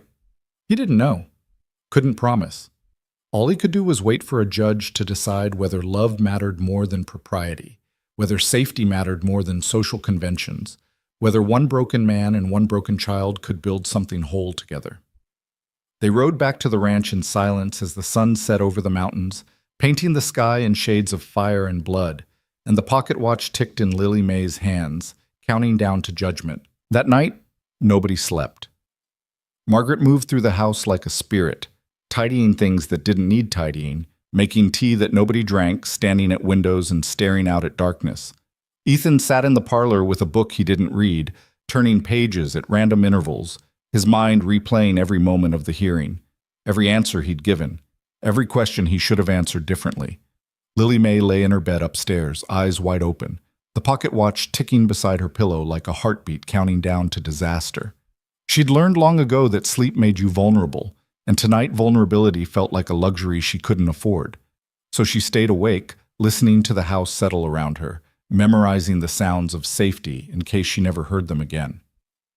Around 2 a.m, Ethan heard small footsteps on the stairs. He looked up to find Lily May standing in the doorway in her nightgown, the watch clutched in both hands. Can't sleep? He asked quietly. She shook her head. Me neither. He set the book aside and patted the chair beside him. Come here. She crossed the room and climbed into the chair, curling against his side like a cat seeking warmth. He put his arm around her, and they sat together in the lamplight, not speaking, just existing in the same space while the clock on the mantel ticked toward morning. "Tell me about her," Lily May said suddenly. "Your wife." Ethan stiffened slightly. "Why?" "The mean lady said you want me because of her, because of the baby. I want to know if it's true." Out of the mouths of children came the questions adults were too polite to ask. Ethan looked down at the small face tilted up toward his, so serious, so ready to accept whatever truth he told her. "Her name was Catherine," he said slowly, "and she was the kind of person who made everything better just by being in the room. She laughed loud, talked louder, never met a stranger. When she died, it felt like the world lost its color." "And the baby?" "We named her Rose. She lived for 1 hour." His voice went rough. "Catherine died of fever a day later. I buried them together on the hill behind the house." Lily May processed this solemnly. "Do you go there? To the hill?" "Not in 5 years. Couldn't bear it." "But you could bear me." It wasn't a question exactly, more like she was working through a puzzle. Ethan tried to find the right words to explain something he barely understood himself. "You're not a replacement," he said finally. You're proof that I can still care about something, that grief doesn't have to be the end. Catherine would have loved you, would have fought for you just like I'm fighting. So no, you're not here because of her. You're here because of you, because you needed someone, and I could be that someone." Lily May was quiet for a long moment. Then she said, "If the judge says I have to go, will you visit me?" "There's not going to be—" "But if—" Her voice was small but insistent. "If he says go, will you come see me? So I know you didn't forget?" Ethan's throat closed. "I'm not going to let them take you." "You can't promise that. Nobody can promise that." She looked up at him with eyes that had seen too much. "Adults promise things they can't control, then they break. Then kids learn not to believe." "I don't want to not believe you." The wisdom in those words coming from a 3-year-old nearly destroyed him. She was right. He couldn't promise, couldn't control what a judge decided. All he could offer was intention, and she was already smart enough to know that intention and outcome weren't the same thing. "If the worst happens," he said carefully, "if the judge makes a decision I can't change, I will move heaven and earth to stay in your life. I'll visit, I'll write, I'll fight to get you back, I won't abandon you. That's not a promise about what happens tomorrow. It's a promise about who I am. Can you accept that?" Lily May studied his face for a long time. Then she nodded slowly and tucked herself more firmly against his side. "Okay." They stayed like that until the sky began to lighten, until Margaret came downstairs and found them both asleep in the chair, the child's hand still gripping the pocket watch, the man's arm still wrapped protectively around her. She covered them with a quilt and went to make coffee, because morning was coming whether they were ready or not, and in a few hours they would know their fate. The ride to town felt different in daylight. Yesterday they'd traveled with purpose, with the energy of people preparing for battle. Today they moved like condemned prisoners being transported to execution, each mile bringing them closer to a verdict they couldn't control. Lily May sat between Ethan and Margaret on the wagon seat, silent and pale. She'd dressed herself this morning in the blue dress, had brushed her own hair, had eaten 3 bites of breakfast before her stomach refused more. The pocket watch hung around her neck on a piece of string Margaret had found, ticking against her small chest with metronomic certainty. The courthouse was already crowded when they arrived. Apparently, the entire town planned to witness the conclusion of the drama. People lined the hallway, whispering behind hands, staring with curiosity that felt like judgment. Lily May pressed closer to Ethan's leg, and he rested his hand on her shoulder as they walked through the gauntlet. Chen met them inside, his face giving nothing away. "Judge Blackwell is reviewing his notes. We'll be called in soon." "Any indication which way he's leaning?" Margaret asked quietly. "None. Blackwell's known for keeping his deliberations private. Could go either way." Chen looked down at Lily May. "How are you holding up, little one?" She didn't answer, just stared at him with those enormous eyes. "She didn't sleep," Ethan said. "Neither did I," Chen admitted. "This is the part I hate. The waiting, the not knowing. He checked his watch. 5 minutes. Those 5 minutes stretched like hours. Ethan watched the second hand sweep around the face of the courthouse clock, each tick marking time they couldn't get back. Beside him, Lily May stood perfectly still, the kind of stillness that came from children who'd learned that movement drew attention, and attention brought pain. Finally, the bailiff opened the courtroom doors. All rise for the Honorable Judge Harrison Blackwell. The room stood as the judge entered and took his seat. He looked older today, Ethan thought, tired, like the weight of the decision he was about to render had aged him overnight. "Please be seated," Blackwell said. The room rustled as people sat. "I've reviewed all testimony and evidence presented in the matter of custody for the minor child known as Lily May. This has not been an easy decision." Ethan felt Lily May's hand slip into his. Her fingers were ice cold. "On one hand," the judge continued, "we have Mrs. Dorothy Lang, a respected member of the community with considerable resources and a stated desire to provide proper education and female guidance to orphan children. Her credentials are impeccable. Her intentions appear genuine. The argument that a young girl requires female influence during her formative years is not without merit." Ethan's heart sank. This was it. They'd lost. "However," Blackwell said, and the word hung in the air like a lifeline, "credentials and intentions must be weighed against reality. And the reality is this: the child in question was failing in the institutional care that now claims to want her back. Medical evidence shows extensive abuse, malnutrition, and neglect during her time at the territorial home. In contrast, her physical and psychological condition has improved dramatically in Mr. Cole's care." The judge looked directly at Caleb Wright, and his expression hardened. "Mr. Wright, your facility will be subject to a full territorial investigation. The conditions described in Dr. Morrison's report are unacceptable and possibly criminal. You are hereby ordered to provide full access to all children in your care for medical examination within 30 days. Wright's face went white, then red. He started to stand, but his lawyer pulled him back down. Blackwell turned to Dorothy Lang. "Mrs. Lang, while I appreciate your charitable intentions, your proposed institution does not currently exist. I cannot in good conscience remove a child from a stable placement and send her to a theoretical future arrangement." Dorothy's mouth tightened into a thin line. "Furthermore," the judge continued, "the argument that Mr. Cole cannot provide adequate care due to his unmarried status is not supported by the evidence. He has Margaret Hale, a woman of proven character and experience, assisting with the child's care. He has demonstrated both the means and the commitment to provide for the child's needs.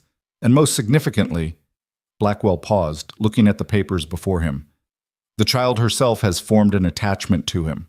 Dr. Morrison's testimony made clear that severing that attachment now would cause psychological harm." Lily May's grip on Ethan's hand tightened to the point of pain. "The court recognizes that this is not a traditional family structure," Blackwell said, "but the law does not require tradition. It requires the best interests of the child. And in this case, those interests are served by stability, safety, and continuity of care." He picked up his gavel. "Custody of the minor child Lily May is hereby granted to Ethan Cole, with provisions for annual reviews to ensure continued adequate care. Adoption proceedings may be initiated immediately if Mr. Cole so chooses. This court is adjourned." The gavel fell. For a moment, absolute silence filled the courtroom. Then chaos erupted. Dorothy Lang was on her feet, her face flushed with outrage. "This is absurd. A single man cannot possibly—" "The decision is made, Mrs. Lang," Blackwell said coldly. "You may file an appeal if you wish, but I assure you the territorial court will uphold my ruling." Caleb Wright was already pushing toward the exit, his lawyer trailing behind, both of them looking like they'd just watched their empire crumble. Hayes gathered his papers with sharp, angry movements, shooting venomous looks at Chen, but Ethan barely noticed any of it. He was looking down at Lily May, who was staring up at him with an expression of stunned disbelief. "We won?" she whispered. "We won," he confirmed, his voice rough with emotion he couldn't quite control. "I can stay?" "You can stay, forever. You're mine now, legally. Actually, forever." Lily May's face crumpled. She made a sound that was half sob, half laugh, and threw her arms around his neck with enough force to nearly knock him backward. He caught her, lifted her, held her as she cried into his shoulder, not the silent tears of trauma, but the loud, messy sobs of relief. Margaret was crying too, not bothering to hide it. She wrapped her arms around both of them, and they stood there in the middle of the courtroom while people filed past, while Dorothy Lang made angry pronouncements to anyone who would listen, while Chen gathered his papers with a small, satisfied smile. Sarah Henderson stopped on her way out, her eyes wet. "I'm so happy for you," she said. "All of you. That baby belongs with you." "Thank you," Ethan managed, "for everything." She squeezed his arm and moved on. Chen approached, briefcase in hand. "Congratulations. Though I have to say, it was closer than I'd have liked. Blackwell was on the fence until the very end." "What changed his mind?" Margaret asked. "Hard to say for certain, but if I had to guess." Chen looked at Lily May, who had her face buried in Ethan's shoulder. "I think it was her. The way she held on to you during the hearing, the way she watched you when you testified. Kids that young can't fake attachment. He saw that she'd chosen you, and he respected it." "What happens now?" Ethan asked. "With the adoption?"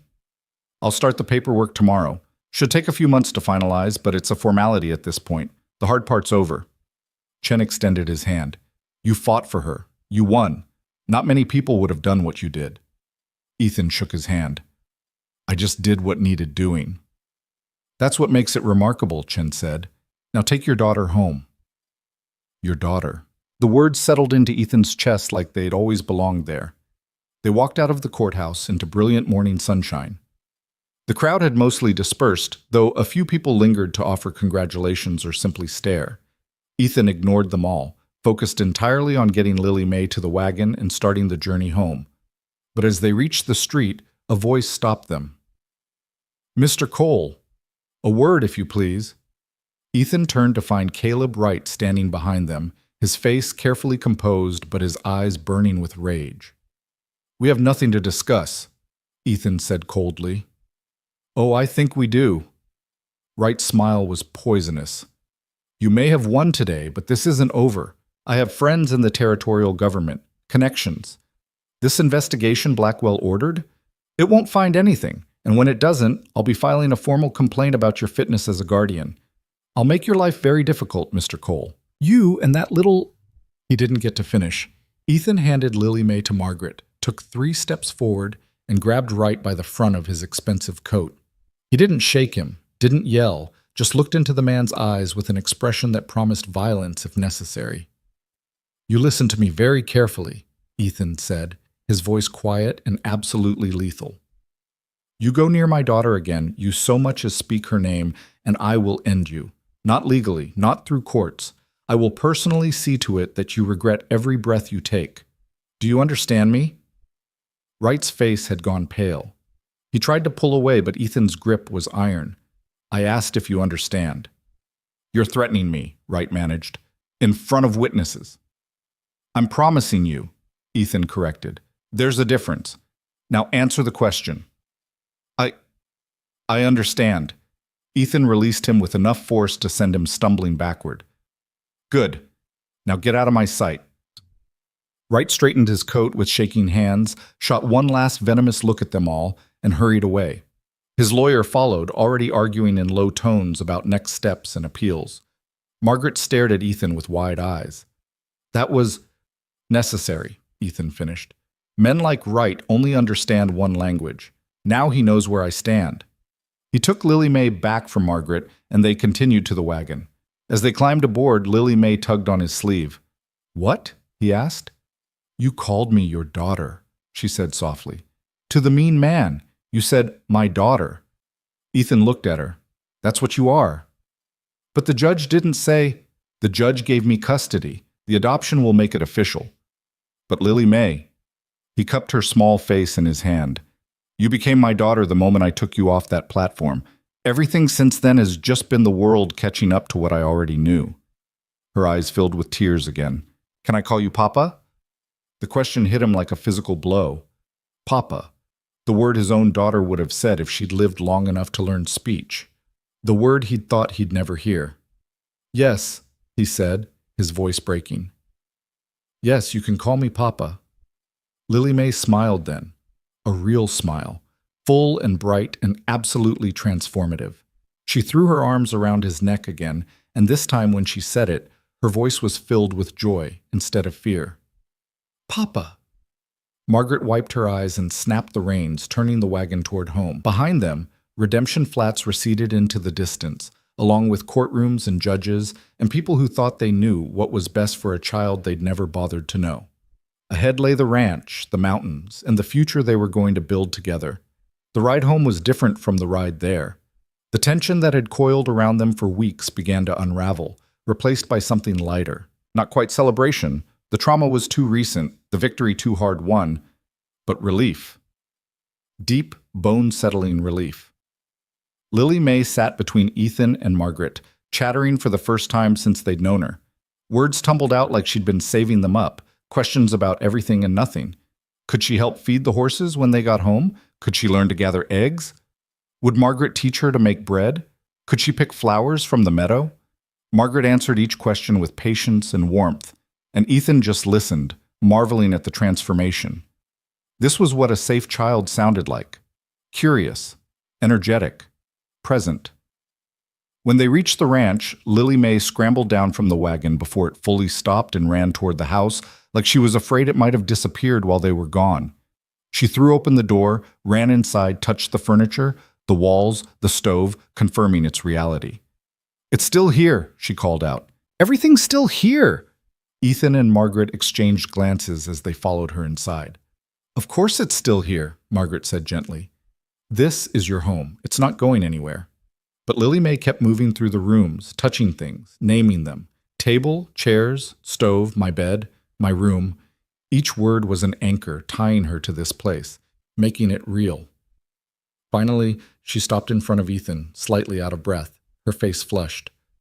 "Can we go see her?" "See who, baby?" "Your wife. And the baby. Rose."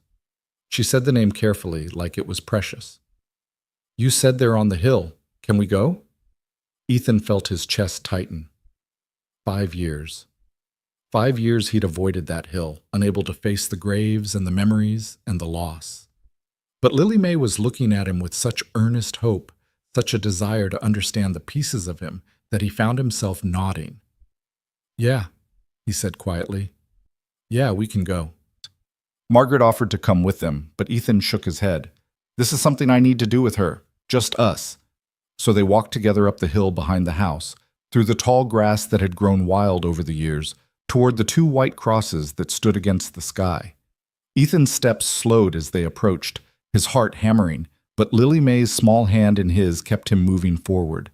The graves were simpler than he remembered, just crosses and stones with names carved deep. Catherine Cole, beloved wife. Rose Cole, beloved daughter. One day of life, forever of love. Lily May stood silent, reading the words slowly. "One day," she said finally. "That's not very long." "No," Ethan agreed. "It's not." "But you still love her, even though she only lived 1 day." "Yes." Lily May processed this. Then love doesn't need long to be real. The wisdom in that statement made Ethan's throat close. "No, sweetheart, it doesn't." She reached up and it took his hand, not pulling, just holding. "Are you sad we came here?" "I thought I would be," Ethan admitted. "But I'm not. Not anymore." "Why not?" He looked down at her, this fierce little girl who'd survived hell and come out fighting. "Because I'm not coming here alone this time. And that makes all the difference." They stood there for a while in comfortable silence. Then Lily May said, "Can I talk to them?" "Of course." She stepped forward and knelt in the grass, her hand resting on Catherine's stone. "Hello," she said formally. "My name is Lily May. I'm going to be your husband's daughter now. The judge said so today." She paused, thinking. "Margaret says you would have liked me. I hope that's true. I promise I'll take good care of him. He's very sad sometimes, but I think I can help with that. And I'll try to be good. I'm learning how." She moved to Rose's smaller stone. "And you're going to be my sister. I never had a sister before. I would have liked to meet you." Her voice got smaller. "I'm sorry you only got 1 day. That's not fair. But Papa says you're still loved, so maybe that helps." She stood, brushed grass from her dress, and returned to Ethan. "Okay, I'm ready to go now." They walked back down the hill together, and Ethan felt something shift inside him. The grief was still there. It would always be there. But it no longer owned him, no longer defined every breath he took. Catherine and Rose were part of his story, but they weren't the end of it. Lily May was the continuation, the proof that life could surprise you, that love could find you even when you'd stopped looking for it. When they reached the house, Margaret had dinner ready. "A feast to celebrate," she announced. Fried chicken, mashed potatoes, gravy, biscuits, apple pie. Lily May ate until she couldn't eat another bite, then fell asleep at the table, her head pillowed on her arms. Ethan carried her upstairs and tucked her into bed. She stirred slightly, her hand reaching out instinctively. "Papa? I'm here. You won't leave?" "Never." She smiled in her sleep and settled deeper into the blankets. Ethan stood watching her for a long moment, this child who'd changed everything, who'd pulled him back into the world of the living. Downstairs, Margaret had cleaned up and was preparing to head to her own small house on the property. "She's going to be fine," she said. "Better than fine. She's going to thrive." "Because of you," Ethan said. "I couldn't have done this without you." "You'd have found a way. That's who you are." Margaret pulled on her shawl. "Get some sleep, Ethan. You've earned it." After she left, Ethan walked through the house, turning down lamps, checking locks, doing the small domestic tasks that anchored the end of a day. Everything looked the same as it had yesterday, but somehow different. The house no longer felt like a mausoleum. It felt like a home. He climbed the stairs quietly and paused outside Lily May's door. Through the gap, he could see her small form under the quilts, the pocket watch on her bedside table, no longer needed as insurance against abandonment. Tomorrow, Chen would start the adoption paperwork. Tomorrow, they'd begin the slow work of building a real life together. Tomorrow, there would be challenges and setbacks and moments when the past tried to claim them both. But tonight, they had won. They had fought against a system designed to break vulnerable people, and they had won. A broken man and a broken child had found each other and decided that broken pieces could still build something whole. Ethan went to his own room and slept deeply for the first time in 5 years, and the house settled around them like a blessing, keeping watch while they both finally rested. Morning would bring new beginnings. But for now there was just peace, hard-won and precious, wrapping around them like Montana sunshine, warm and golden and real. The investigation into the territorial home began 3 weeks after the hearing, and what it uncovered made even the hardened territorial marshals sick to their stomachs. 23 children had been living in conditions that violated every standard of human decency. Basement rooms with no windows, inadequate food, medical neglect so severe that 2 children required immediate hospitalization, and evidence of systematic abuse that went far beyond what even Doc Morrison had documented. Caleb Wright was arrested on a Tuesday morning, dragged from his office in chains, while reporters from 3 territories watched. His protests of innocence lasted until the marshals showed him the financial records they'd seized. Detailed ledgers showing children being rented out to work farms and private homes, with Wright pocketing the payments. Evidence of worse crimes, darker transactions, lay in coded entries that would take months to fully unravel. The trial was swift. Montana Territory didn't tolerate crimes against children, and the evidence was overwhelming. Wright was sentenced to 20 years hard labor in the territorial prison, and the whispers around town suggested he wouldn't survive the first year. Prisoners had their own justice system, and men who hurt children rarely fared well. Dorothy Lang faced no criminal charges, but her social standing crumbled overnight. Her charitable institution never materialized. Her friends quietly distanced themselves. She left Redemption Flat 6 months after the hearing, moving east where nobody knew her story. Some said she remarried. Others said she died alone. Ethan never asked and didn't care. What mattered was that 23 children were removed from hell and placed in homes that actually wanted them. Sarah and Bill Henderson took in 2 siblings, a boy and girl who'd been at the territorial home for 3 years. Other families stepped forward, motivated by conscience or compassion or simple human decency. One child remained unclaimed. A 5-year-old boy named Jonah with burn scars on his arms and a stutter that made speech almost impossible. He'd been at the home since infancy, abandoned by parents nobody could trace. He was small for his age, prone to violent nightmares that he barely seemed present in his own body. Nobody wanted him. Too damaged, they said. Too difficult.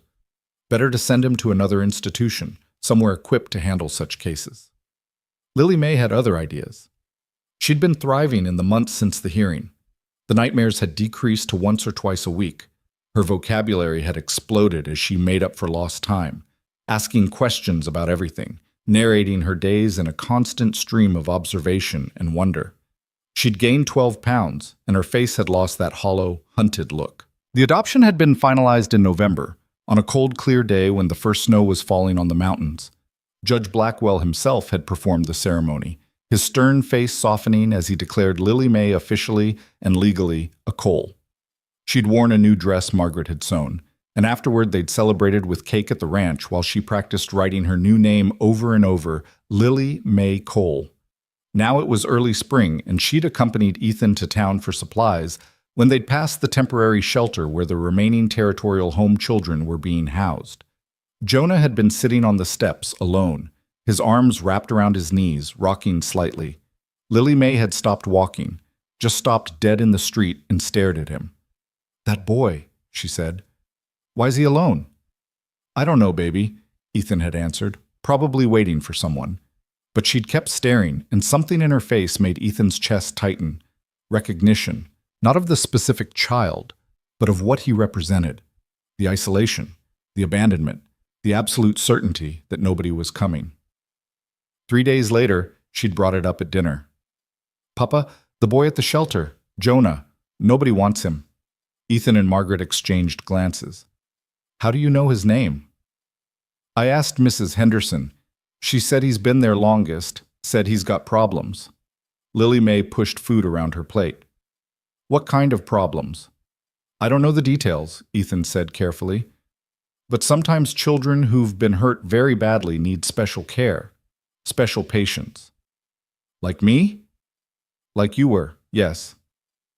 Lily May nodded slowly. "And you were patient with me."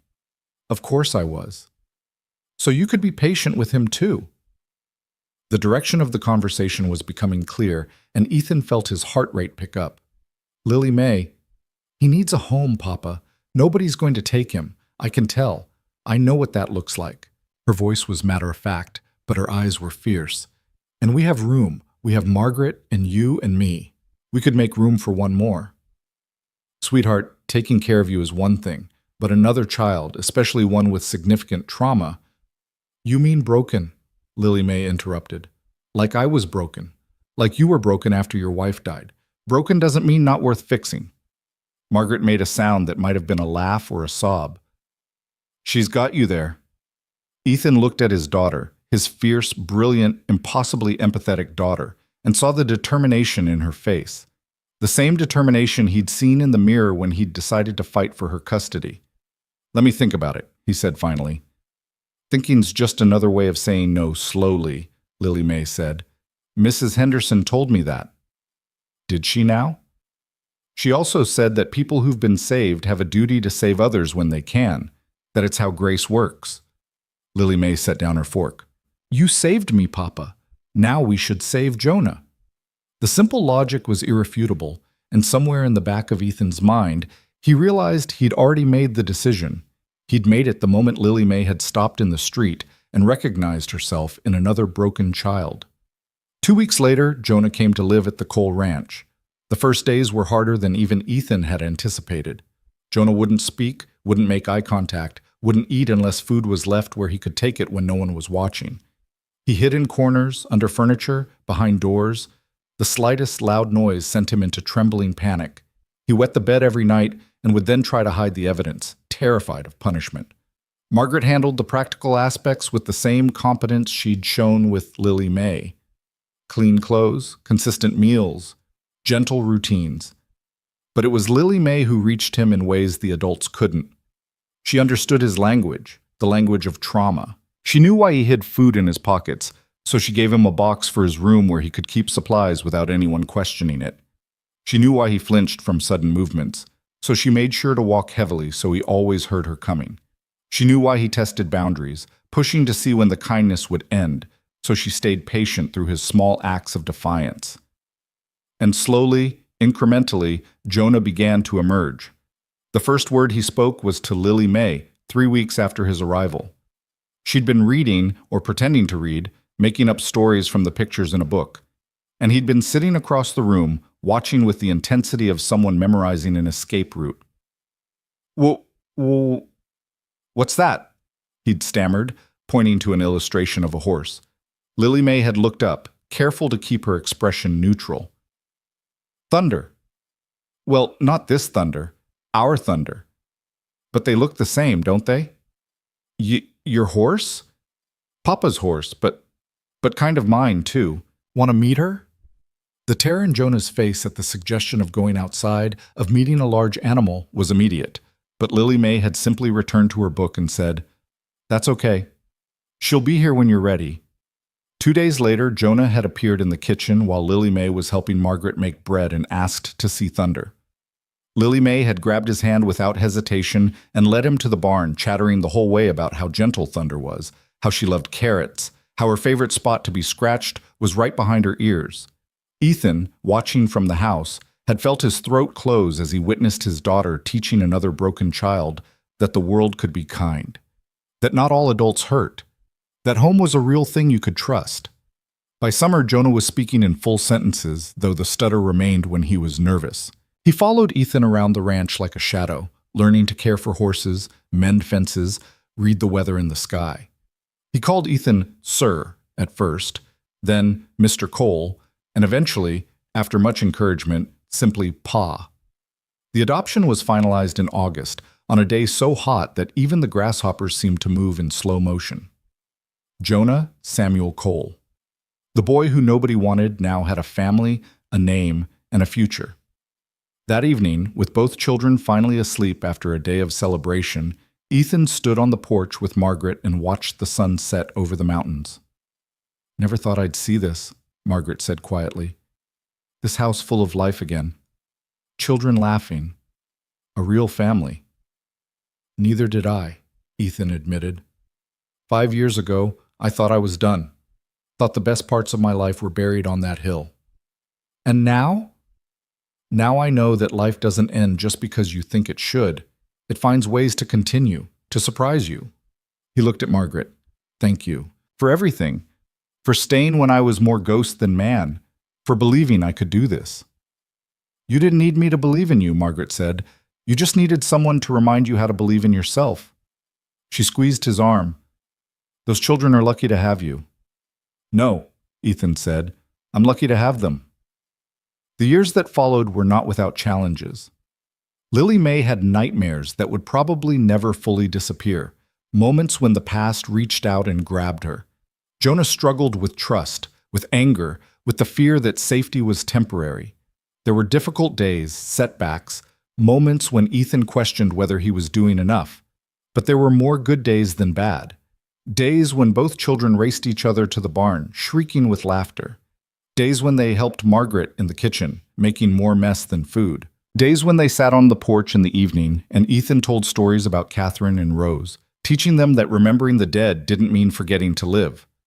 Lily May grew into a force of nature. She learned to read voraciously, devouring every book she could find. She developed a passion for justice that manifested in fierce protection of anything vulnerable. When she was 12, she started a school program for children who'd been orphaned or abandoned, teaching them to read and write. When she was 16, she testified before the territorial legislature about reforms to the orphan system, her words so powerful that grown men wept. Jonah became a builder, literally. He apprenticed with a carpenter in town and discovered he had a gift for creating spaces that felt safe. He designed homes with wide windows and sturdy locks, with rooms that had multiple exits and hiding places that were optional rather than necessary. He built to heal the trauma architecture could inflict, and people came from 3 territories to hire him. Both children eventually married, had children of their own, built lives that honored the second chances they'd been given. But they never forgot where they came from. Never forgot the debt they owed to a broken man who'd chosen to save them when saving himself seemed impossible. Ethan watched it all with the quiet satisfaction of someone who'd gotten more than he deserved. He grew old slowly, his hair turning silver, his body wearing down from years of ranch work. But his mind stayed sharp, and his heart stayed full. Margaret passed first, in her sleep at the age of 78, surrounded by the family she'd helped build. They buried her on the hill beside Catherine and Rose, and Ethan knew she'd have approved. She'd always said family was about choice, not blood, and this hill held all the people he'd chosen to love. On his 80th birthday, Ethan sat on the porch and watched his grandchildren play in the yard. 6 in total, ranging from 3 to 14, all bearing the Cole name or carrying it in their hearts. Lily Mae sat beside him, her own hair starting to show threads of silver, her face still fierce when defending those she loved. "You did good, Papa," she said quietly. "Look at all this, all these people who exist because you made one choice on one hot day." "We made that choice," Ethan corrected. "You chose to trust me. That was just as important." "I was 3. I didn't know what I was choosing." "You chose to believe that someone could be kind. That's everything." He squeezed her hand. "And you chose to pass that forward. Jonah, all those children you helped. That's not me. That's you." "It's all of us," Lily Mae said. "That's how it works. One person saves another, and that person saves someone else, and eventually you build something bigger than any one life." They sat in comfortable silence, watching the sun paint the mountains gold. In the yard, one of the grandchildren, Jonah's youngest, a girl named Catherine Rose, fell and scraped her knee. She ran crying to her grandfather, who scooped her up with practiced ease and checked the damage with gentle hands. "Does it hurt bad?" Jonah asked. Catherine Rose sniffled and nodded. "I know it does. But here's the thing about hurt. It doesn't last forever. We'll clean it up, put a bandage on it, and tomorrow it'll feel better. Hurt is temporary. Healing is what lasts." The little girl seemed to consider this, then nodded solemnly and ran back to play, the crisis forgotten. Ethan smiled. "He learned that from you, that speech about healing." "Maybe," Lily Mae said, "or maybe he learned it from living it, same as I did." That night, after everyone had gone home and the house was quiet, Ethan walked up the hill one last time. His legs protested the climb. His breath came harder than it used to, but he made it to the top. 4 graves now: Catherine, Rose, Margaret, and soon, he knew, there would be a 5th. He sat down in the grass between Catherine and Margaret, his back against Catherine's headstone, and looked out over the ranch. Lights glowed in the windows of the house. Lily Mae and her family were staying the night, and he could see silhouettes moving behind the curtains. Life. Continuing. "I did it," he said to the graves, to the women who'd shaped him. "I know you can't hear me, but I need to say it anyway. I did what you would have wanted, Catherine. I loved again. I let people in. I built something good." The wind rustled through the grass, carrying the scent of sage and distant rain. "And Margaret, you stubborn woman, thank you for not letting me die when I wanted to, for believing I had something left to give." He sat there as the stars emerged, one by one, until the sky was full of light. Somewhere an owl called. The mountains stood eternal against the horizon. The world kept turning, indifferent to individual suffering and joy, but full of moments where both collided and created meaning. When he finally walked back down the hill, Lily Mae was waiting on the porch. "You okay, Papa?" "Better than okay," he said. "Just wanted to say goodnight to some old friends." She helped him up the steps. When had he started needing help with steps? And they went inside together, into warmth and light and the sound of family. Ethan Cole died on a Sunday morning in late autumn in his own bed, with Lily Mae holding one hand and Jonah holding the other.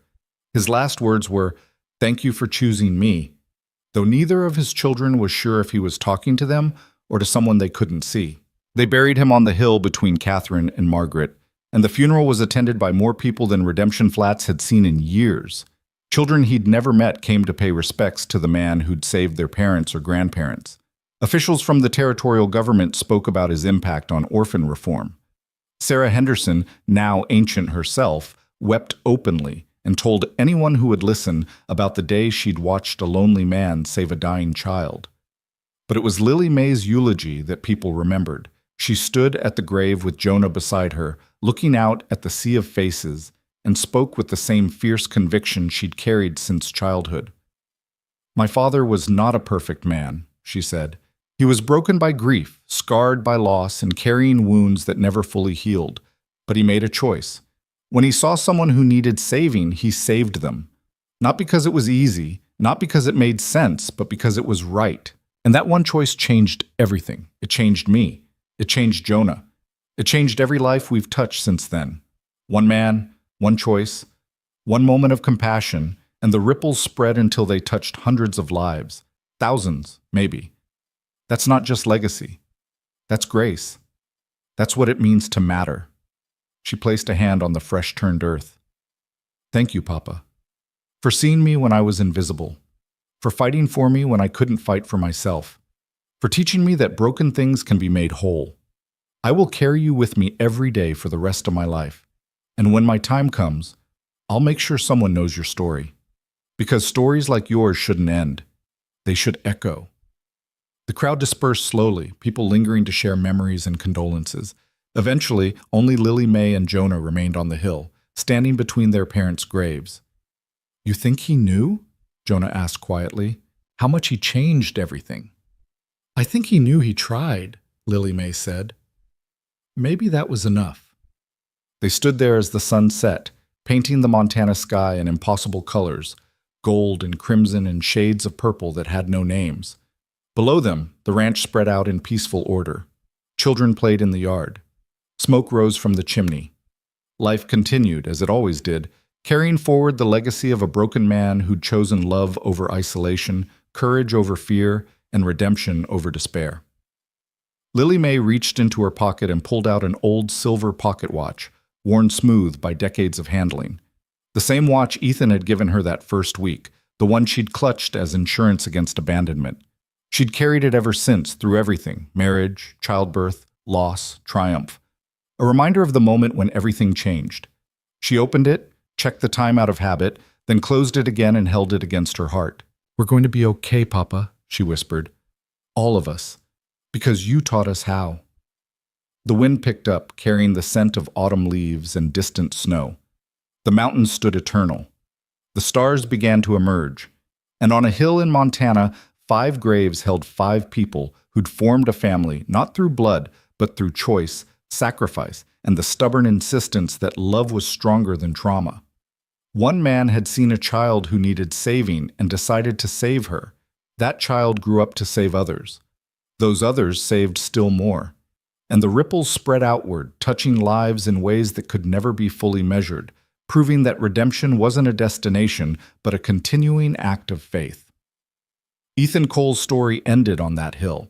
But the story he'd started, the one about choosing compassion over convenience, about seeing worth in the unwanted, about building families from broken pieces, that story continued. It lived in Lily Mae's fierce advocacy, in Jonah's healing architecture, in the grandchildren who carried forward the lessons their grandfather had taught. It lived in every person who chose to see someone suffering and decided to help instead of walking past. In every act of kindness that seemed small but created ripples that spread for generations. The child no one wanted became the woman everyone admired. The man who thought his life was over discovered it had barely begun. And together they built something that proved what Ethan had always known but took years to fully understand. We save ourselves by saving others. We heal by helping others heal. And the greatest legacy we can leave is teaching someone else how to be brave enough to love. As darkness fell over the Montana ranch, lights glowed warm in the windows. A family gathered for dinner. Children laughed. Stories were told. And somewhere on the hill, 5 graves stood silent under the stars, holding people who'd learned that the most powerful force in the world wasn't strength or wealth or power. It was one person looking at another person and saying, simply and completely, "You matter. You're worth fighting for. You're not alone." That was Ethan Cole's legacy. That was the story that would echo through generations. And it all began on a hot summer day, on a wooden platform, when a broken man and a broken child found each other and decided that broken pieces could build something beautiful. The end and the beginning.